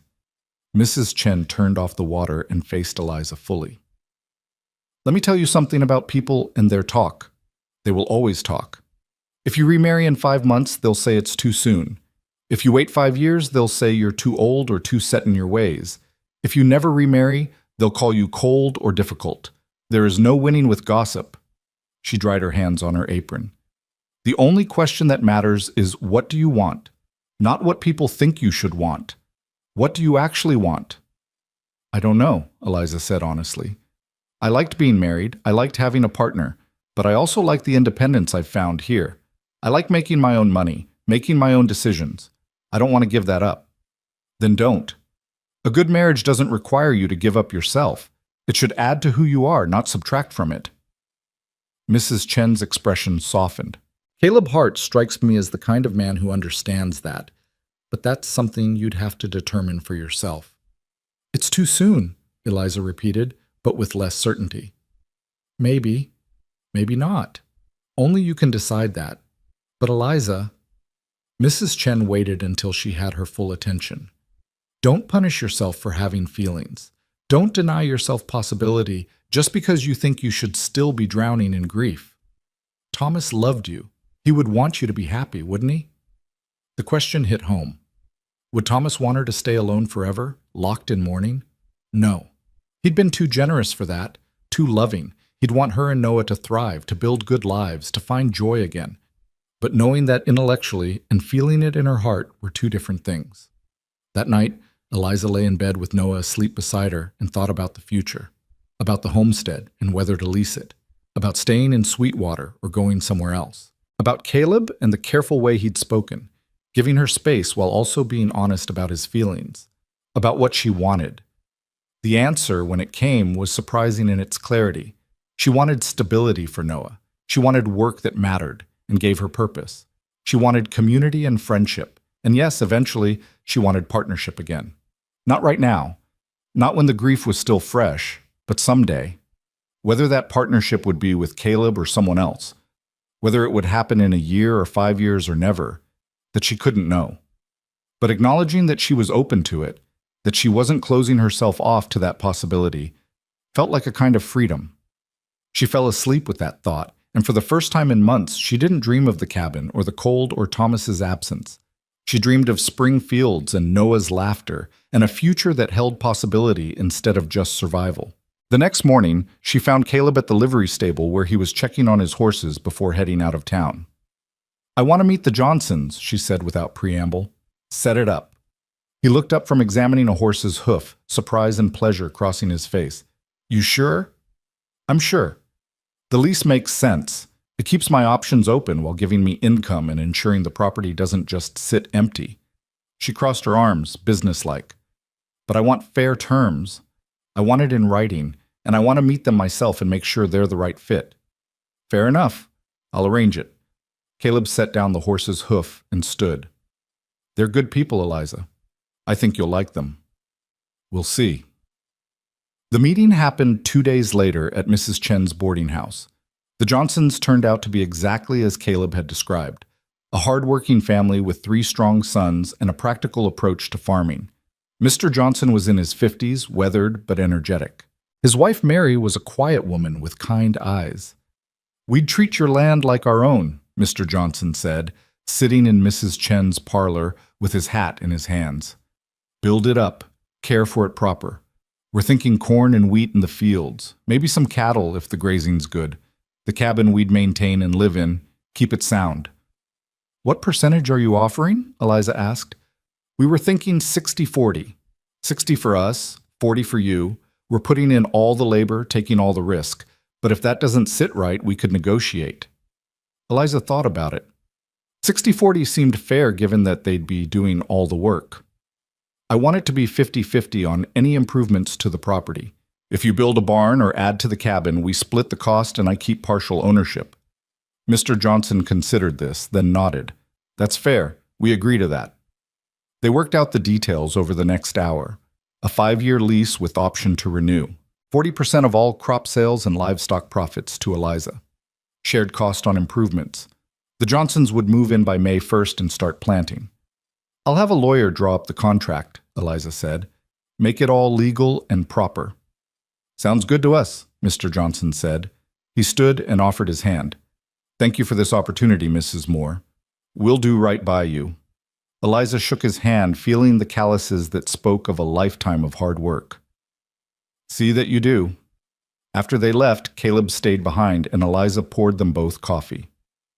You did good, he said. Drove a fair bargain. Better than I expected, actually. I learned something these past months, Eliza said, about not selling myself short, about asking for what I'm worth. She looked at him over the rim of her coffee cup. You helped teach me that. You always had it in you. You just needed a chance to find it. They sat in comfortable silence for a moment. Then Eliza spoke again carefully, about what you said the other night. On the porch. Caleb's expression became guarded. You don't have to... Let me finish. She set down her cup. I can't promise you anything right now. It's too soon, and I'm still figuring out who I am without Thomas.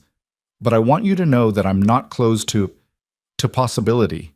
Eventually, when the time is right. Something eased in Caleb's face. Not quite a smile, but close. Eventually is good. Eventually I can work with. Good. Then let's just be friends for now. Let me get through this first year. Let me see how the lease works out, how Noah grows, how I feel once I've had time to properly grieve and heal. Friends, Caleb agreed. That's a good place to start. And it was. Over the next few months, as spring turned to summer, Caleb became a regular presence in Sweetwater. He'd stop by the boarding house when he was in town, have dinner, play with Noah, talk with Eliza about everything and nothing. There was no pressure, no expectations beyond simple companionship. The Johnsons moved into the homestead and proved to be as good as their word. They sent monthly reports about the planting, about improvements they were making, about the progress of the crops. By midsummer, Eliza received her first payment from the wheat harvest. It wasn't much, but it was hers, earned from the land Thomas had claimed. She put half in savings and used the rest to buy Noah new clothes and herself a second new dress. Small luxuries, but they represented something larger: independence, self-sufficiency, a future built on her own terms. One evening in July, Eliza sat on Mrs. Chen's porch with Noah in her lap, watching the sun set over Sweetwater's main street. The baby was chattering nonsense, grabbing at her fingers, happy and healthy and growing strong. She thought about this cabin where she'd nearly died, about Thomas buried on the hill behind the church, about the woman she'd been and the woman she was becoming. The grief was still there. She suspected it always would be, but it had changed shape. Instead of drowning her, it had become something she carried, a weight that made her stronger for bearing it. Dorothy came out and sat beside her.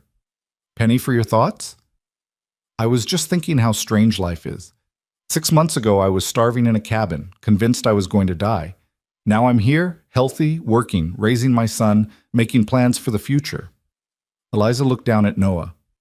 If someone had told me then that this was possible, I wouldn't have believed them. That's the thing about rock bottom, Dorothy said. The only way left to go is up, and you, Eliza Moore, you've climbed far. I had help, a lot of help. Sure you did. But you also helped yourself. Don't forget that part. Dorothy stood. Supper's almost ready. Mrs. Chen made pot roast. Eliza stayed on the porch a moment longer, Noah warm in her arms, the evening air soft around them.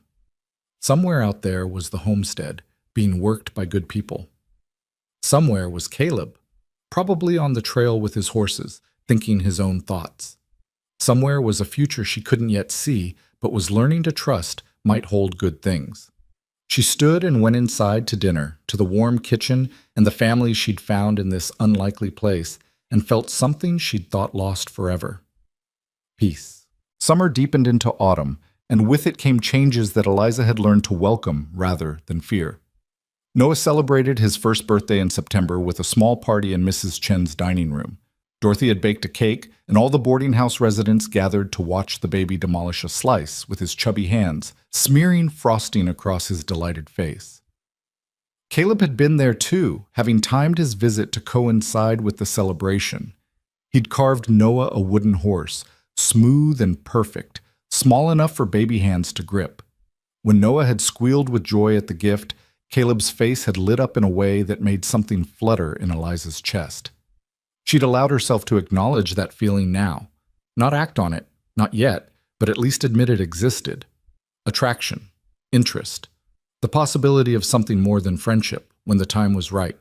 The lease with the Johnsons continued to prove successful. The fall harvest brought wheat and corn, and Eliza's share translated to more money than she'd seen in one place since coming west. She was careful with it, saving most while allowing herself small comforts, better shoes, a warm winter coat for Noah, books to read in the evenings. Mrs. Chen had increased her wages too, recognizing the value of her work. Eliza had become indispensable to the running of the boarding house, managing not just the cleaning and cooking but also the accounts when Mrs. Chen's eyes grew too tired for the close work of numbers. "You have a head for business," Mrs. Chen observed one October afternoon as they reviewed the month's expenses together. "Better than mine, honestly.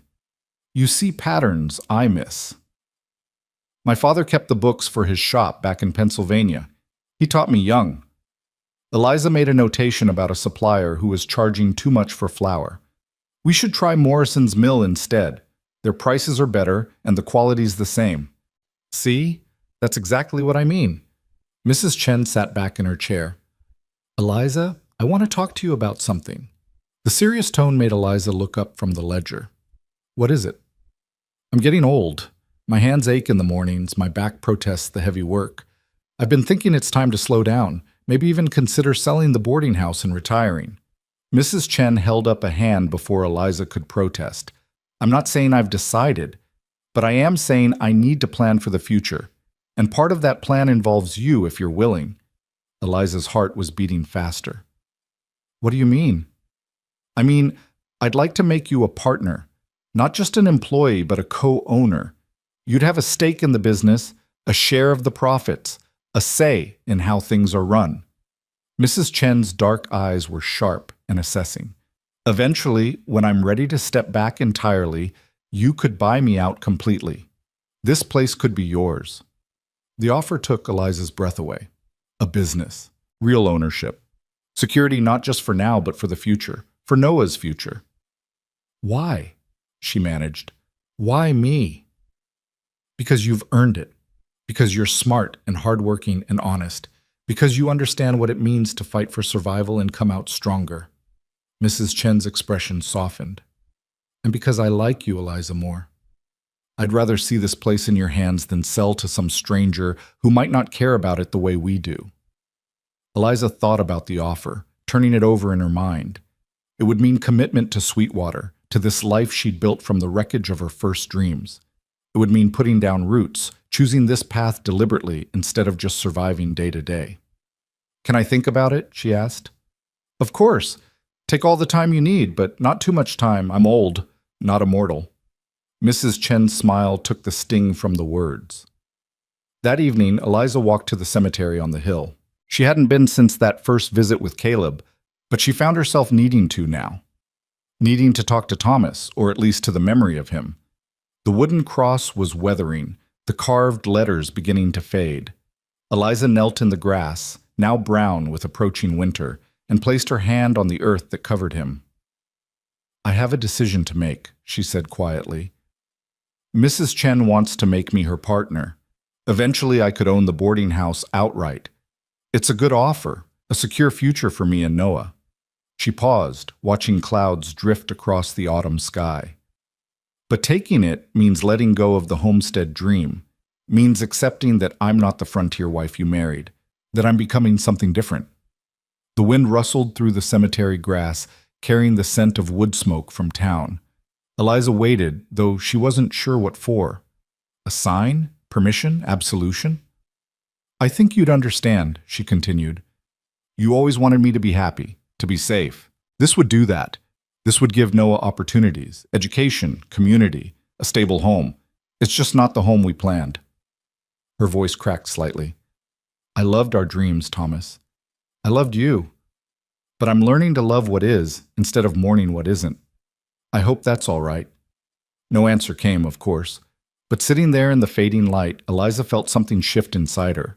Not closure exactly. She wasn't sure grief ever truly closed, but acceptance. Thomas was gone. The life they'd planned was gone. But she was still here, still breathing, still capable of building something new. She could honor his memory by living well, by giving Noah a good life, by choosing happiness when it was offered. That wasn't betrayal. It was survival transformed into purpose. "I'm going to take it," she said aloud. "The partnership. I'm going to build something here, something solid and lasting, and I'm going to be happy, Thomas. Eventually. When I'm ready." She stood, brushing grass from her skirt. "Thank you for the time we had. Thank you for Noah. And thank you for understanding, wherever you are, that I have to move forward now." She walked back to town as the sun set, feeling lighter than she had in months. The next morning, she told Mrs. Chen yes. They drew up papers with the town lawyer, making it official. Eliza Moore became part owner of Chen's boarding house, with a clear path to full ownership within 5 years. The contract was fair and detailed, protecting both women's interests. Word spread quickly through Sweetwater. A widow going into business, becoming a property owner in her own right, it was unusual enough to generate talk. Some of it was supportive, some skeptical, some outright critical. "A woman her age ought to be thinking about remarriage, not business," Eliza overheard one matron say in the general store. What kind of example is she setting? She'd learned to let such comments slide off. She had work to do and a future to build. Other people's opinions couldn't feed Noah or pay the bills. Caleb returned to Sweetwater in late October, and Eliza told him the news over coffee in the boarding house parlor. His reaction was immediate and genuine. "That's wonderful, Eliza. Really wonderful. Mrs. Chen couldn't have chosen better." He raised his coffee cup in a mock toast. "To the newest businesswoman in Sweetwater." She clinked her cup against his, smiling. "It feels surreal. A year ago I was starving in a cabin, and now I own part of a business." "You earned it. Every bit of it." Caleb set down his cup, his expression turning more serious. "Does this mean you're staying in Sweetwater permanently? You're not thinking about going back east or moving on?" "I'm staying. This is home now, for me and Noah both." Something flickered in Caleb's eyes. Relief, maybe, or hope. But all he said was, "I'm glad." They fell into their usual easy conversation, talking about the boarding house, the lease payments from the Johnsons, Noah's latest accomplishments. But underneath the casual talk, Eliza sensed a question waiting to be asked. Finally, as they were finishing their coffee, Caleb spoke carefully. "Eliza, it's been over a year now since Thomas died. I know you asked for time, and I've tried to respect that. But I need to know, is there a chance, for us, I mean, eventually?" The directness of it should have flustered her, but instead Eliza found it refreshing. She appreciated honesty, especially after so much uncertainty. "I think so," she said slowly. "I'm not ready yet to make promises or commitments, but yes, Caleb, I think there's a chance. You've been patient and kind and respectful. You've been a friend when I needed one most. Those aren't small things. But," he heard the hesitation in her voice, "but I need to be sure I'm choosing you for the right reasons. Not because you saved me, not out of gratitude or loneliness, but because it's what I truly want." She met his eyes. "You deserve that. Someone who chooses you deliberately, not just because you're there." Caleb nodded slowly. "That's fair, more than fair, and I can wait, Eliza. I'm good at waiting." "I know you are. That's one of the things She paused, then finished honestly. "One of the things I'm starting to love about you." The word hung between them. Love, not quite spoken, but acknowledged. Caleb's expression softened, and he reached across the table to cover her hand with his. "Take all the time you need. I'm not going anywhere." Winter came again, but this time Eliza faced it from a position of strength. The boarding house was warm and full. Her partnership with Mrs. Chen was thriving, and Noah was a healthy, happy toddler who filled her days with laughter and chaos. She visited Thomas's grave once a month, keeping it tended, talking to him about Noah's progress and her own life. It had become a ritual of remembrance rather than grief, a way to maintain connection without being trapped by loss. The Johnsons sent word in December that they'd added a small barn to the homestead and were planning to expand their cattle operation in the spring. The improvements increased the property value, and Eliza's 40% share of the profits continued to provide steady income. She was, by any measure, doing well, independent, secure, building a future on her own terms. Caleb continued his regular visits, and Eliza found herself looking forward to them more each time. They'd moved beyond simple friendship into something deeper, a partnership of equals, built on mutual respect and genuine affection. He made her laugh. He listened when she talked about her fears and dreams. He played with Noah as naturally as if the boy were his own. And increasingly, Eliza found herself thinking about what it would mean to let this relationship become something more. One evening in February, almost exactly a year after she'd arrived in Sweetwater, Eliza sat in her room going through her papers. The lease agreement with the Johnsons, the partnership contract with Mrs. Chen, her carefully maintained accounts showing steady growth in her savings. At the bottom of the box was her marriage certificate to Thomas, yellowed and creased but still legible. She held it carefully, reading the words. Eliza Catherine Bennett and Thomas Robert Moore, joined in matrimony June 15, 1873. 2 years of marriage. 2 years of building a life together before it was all taken away. It had been good while it lasted. Not perfect, but good. Thomas had been kind and hard-working and full of dreams.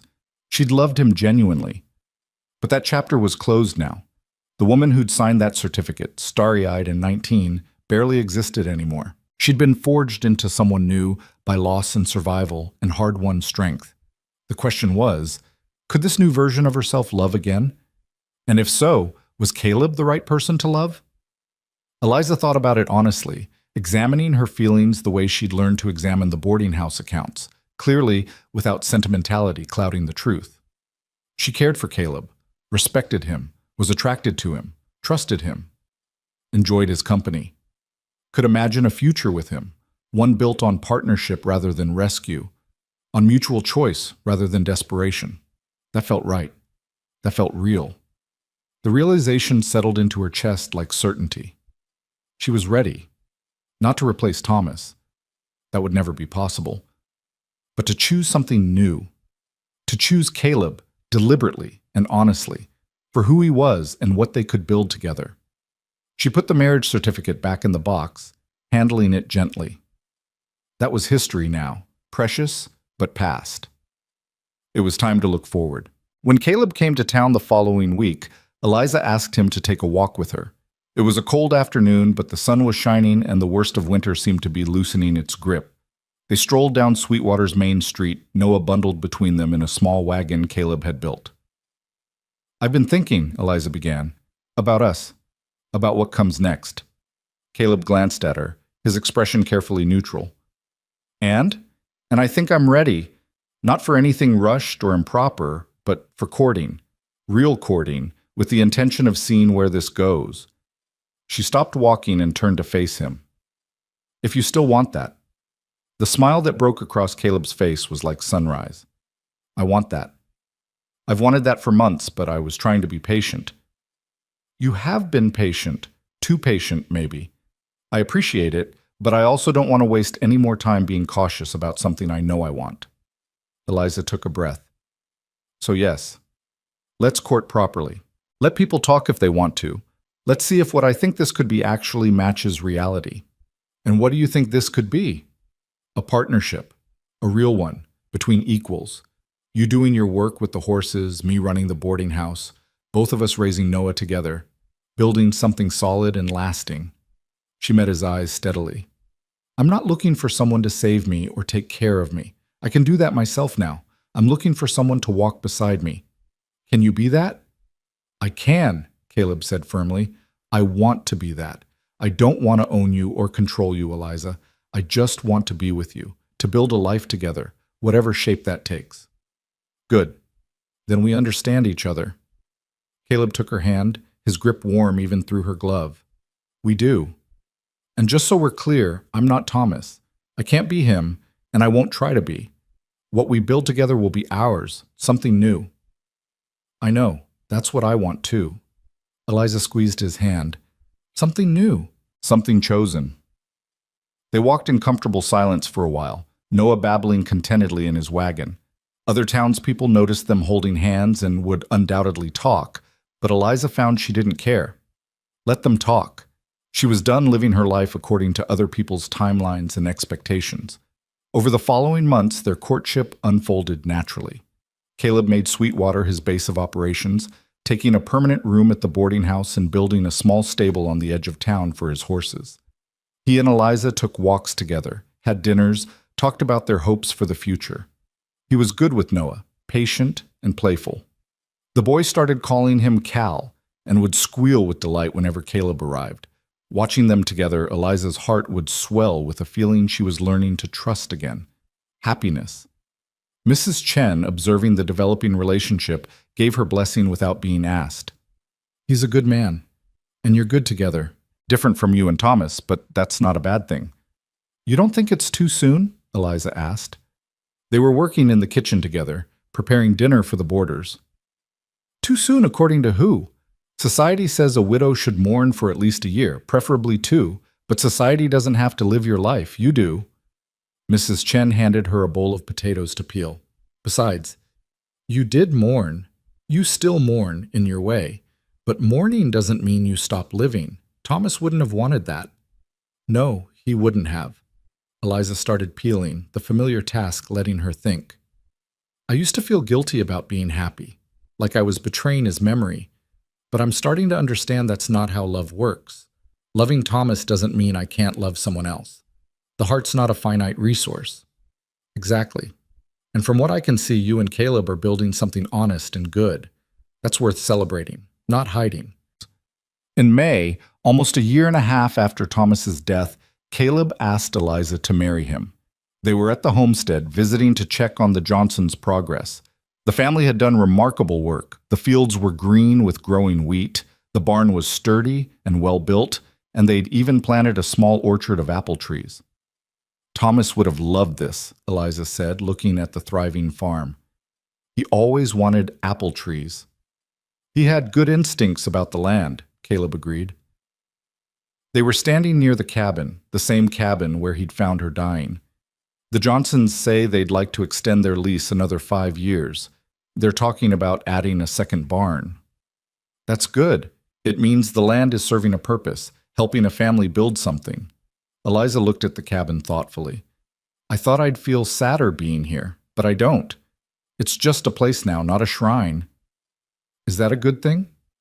"I think so. It means I've moved on. Not forgotten, but moved on." She turned to Caleb. "I'm ready for the next chapter." Caleb took both her hands in his. "Then let's write it together. Marry me, Eliza. Not because you need saving or I need fixing, but because we choose each other. Because we're better together than apart." The proposal was simple and honest, exactly like Caleb himself. Eliza felt tears prick her eyes, but they were good tears, happy tears. "Yes," she said. "Yes, I'll marry you." He kissed her then, gentle and sweet, and it felt right. Not the same as kissing Thomas had felt. That had been youthful passion and dreams of the future. This was different, deeper, built on understanding and respect and genuine partnership. They married in July, a small ceremony at the church with the boarding house residents and a few townspeople in attendance. Dorothy Hutchinson stood up with Eliza, and one of Caleb's horse trading partners served as his best man. Noah, now almost 2, toddled down the aisle carrying rings on a cushion Dorothy had sewn specially for the occasion. Mrs. Chen had closed the boarding house for the day, and the reception was held in the dining room Eliza had worked in for the past year and a half. There was food and laughter and dancing, and when Caleb spun Eliza around the floor, she felt something she'd thought lost forever, pure, uncomplicated joy. They didn't go on a honeymoon. There was too much work to do, and neither of them saw the need. Their life together would be the adventure. Instead, they moved into a small house Caleb had bought on the edge of town, close enough to the boarding house that Eliza could continue her work, but far enough to have their own space. It was modest, 3 rooms, a small kitchen, a yard where Noah could play. But it was theirs, chosen and purchased together, a symbol of their partnership. That first night in their new home, after Noah was asleep and they were sitting together on their porch, Caleb spoke quietly. "I want you to know something. This house, the life we're building, it's ours together. Your money from the boarding house and the homestead lease, my money from the horses. It's all shared, equal partners in everything. You don't have to say that, Eliza replied. I know you see me as an equal. I do, but I want to be clear about it. I've seen too many marriages where the husband controls everything and the wife has no say, no independence. That's not what I want for us. He took her hand. Your business with Mrs. Chen, your share of the homestead profits, those remain yours. What's mine is yours too, but I'll never ask you to give up what you've built. The words touched something deep in Eliza's heart. This was what partnership looked like. Not one person rescuing another, but two people walking side by side, each bringing their own strength to the journey. Thank you, she said simply, for understanding that matters to me. Of course it matters. You fought too hard for your independence to give it up now. They sat in comfortable silence, watching fireflies dance in the summer darkness. Eliza thought about the journey that had brought her here, the desperate cabin, the starvation, the knock on the door that had saved her life. Caleb's arrival had been the turning point, but what came after had been her own doing, her strength, her choices. Her hard-won survival transformed into thriving. The months turned to years, and the life Eliza and Caleb built together flourished. The boarding house partnership continued successfully, with Eliza managing the day-to-day operations while Mrs. Chen gradually stepped back. When the older woman passed away peacefully in her sleep 3 years after the wedding, she left her full share of the business to Eliza, making her the sole owner. Noah grew into a bright, energetic boy who loved both his mother and the man he'd learned to call Pa. Caleb treated him exactly as if he were his own son, never making distinctions, never making the boy feel less than fully loved. 2 years after their wedding, Eliza gave birth to a daughter they named Sarah, after Caleb's first love. It was Eliza's idea, a way of honoring the past while embracing the future. Caleb had wept when she suggested it. "You're sure?" he'd asked. "It doesn't bother you?" "She was part of your story," Eliza had replied. "Just like Thomas is part of mine. We don't erase our pasts. We carry them with us and let them make us better." The boarding house became known throughout Wyoming as one of the best-run establishments in the territory. Eliza's business acumen, combined with her genuine care for the people who stayed there, created a reputation that brought steady customers and steady income. The homestead lease with the Johnsons continued year after year. Their improvements transformed the property into a prosperous farm, and Eliza's share of the profits provided additional security for her family. Eventually, when Mr. Johnson approached her about buying the land outright, she agreed, selling it to them at a fair price that reflected both the property's value and the work they'd put into it. She used part of the money to expand the boarding house, adding several more rooms and modernizing the kitchen. The rest she saved for Noah and Sarah's futures, knowing the value of having resources when you needed them. Caleb's horse business thrived as well, his reputation for fair dealing and good stock spreading throughout the territory. He and Eliza worked side by side, two independent people who'd chosen to build a shared life, each respecting the other's work and autonomy. On a summer evening 5 years after their wedding, Eliza stood on the porch of their house watching Noah, now 7, teach 6-year-old Sarah how to ride the gentle mare Caleb had given her. The children's laughter rang out across the yard, pure and joyful. Caleb came out and stood beside her, his arms settling comfortably around her waist. "You look thoughtful," he said. "I was just remembering," Eliza replied. "That cabin, that knock on the door. How different everything could have been if you hadn't come." "But I did come." "You did, and you saved my life, but more than that, you gave me space to save myself, to become strong, to choose my own path." She leaned into him. "That was the real gift." "We saved each other," Caleb said. "I was just existing before I met you, going through the motions. You reminded me what it means to really live." They stood together in the fading light, watching their children play, listening to the sounds of sweet water settling in for the evening. The boarding house, visible from their porch, had lights in every window. Somewhere in town, the church bell rang. Life continued, steady and good. Eliza thought about Thomas sometimes, usually when she visited his grave with flowers or when Noah asked questions about the father he'd never known. She told her son the truth, that Thomas had been brave and kind and full of dreams, that he'd loved them both, that his death had been heroic even if it was also tragic. And she told him something else too.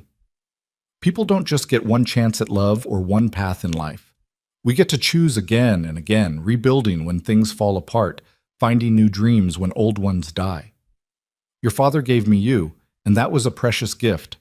But Caleb gave me the chance to become who I needed to be. Both of those things are true. Both of those men shaped our lives. Noah seemed to understand in the way children do that life was complicated, and that was all right. As darkness fell, Caleb called the children in for bed. Eliza followed them inside into the warm house filled with the sounds of family. She helped Sarah into her nightgown while Caleb settled Noah down. They read stories together, all four of them piled on the big bed, and when the children finally drifted off to sleep, Eliza and Caleb carried them to their own beds. Later, lying in bed with Caleb beside her, Eliza thought about the journey that had brought her here. From Pennsylvania to Wyoming, from marriage to widowhood to marriage again. From helpless desperation to hard-won strength, and finally to this, a life built on choice, partnership, and love freely given. She'd been left with a baby and no food, facing death in a frozen cabin. Then a cowboy had knocked with a sack and a smile, and everything had changed. But the change hadn't been just rescue. It had been awakening. A chance to discover who she really was beneath the roles she'd been taught to play. She was Eliza Moorhart now. Businesswoman, mother, wife, survivor, builder of futures. Someone who'd faced the worst and come through stronger. The woman in that cabin would barely recognize her. But that woman was still there, somewhere deep inside. The foundation on which everything else had been built. The strength she'd found in that desperate darkness had never left her. It had simply transformed into something more useful. Resilience, wisdom, the knowledge that she could endure anything and still choose joy. "What are you thinking about?" Caleb murmured in the darkness. "Everything. Nothing. How grateful I am." Eliza turned to face him. "For you, for this life, for the second chances we both got. Third chances, maybe. Fourth. Who's counting?" Caleb's voice held a smile. "The point is, we found each other and we built something good." "We did." Eliza closed her eyes, feeling sleep pulling at her. "We really did." Outside, Wyoming stretched vast and wild under a canopy of stars. The frontier that had nearly killed her had become home. The isolation that had been her prison had transformed into community. The loss that had broken her had eventually made space for new love. She'd learned that survival wasn't the end of the story. It was the beginning. That strength came from enduring impossible things and choosing to keep living anyway. That love didn't diminish when shared with new people. It multiplied, creating abundance where there had been scarcity. Most of all, she'd learned that she was enough. Not because a man saved her, though Caleb had done that. Not because she ran a successful business, though she did that too. But because she'd faced her darkest moment and refused to give up. Because she'd chosen life when death would have been easier. Because she'd found the courage to build again after everything fell apart. That courage lived in her still, would always live in her, passing down through Noah and Sarah to whatever futures they built. It was her legacy, more valuable than property or money. The knowledge that no matter what life brought, you could endure it. You could survive it. And with time and effort, and maybe a little help from others, you could transform survival into something beautiful. Eliza Moorhart fell asleep in the home she'd chosen, beside the man she'd chosen, surrounded by the family she'd built from the ashes of loss. And if somewhere in her dreams she heard an echo of that long-ago knock on a cabin door, she smiled at the memory. That knock had been the beginning. But this warm house, this full life, this hard-won happiness, this was the destination. And it was worth every difficult step of the journey that had brought her here. The end.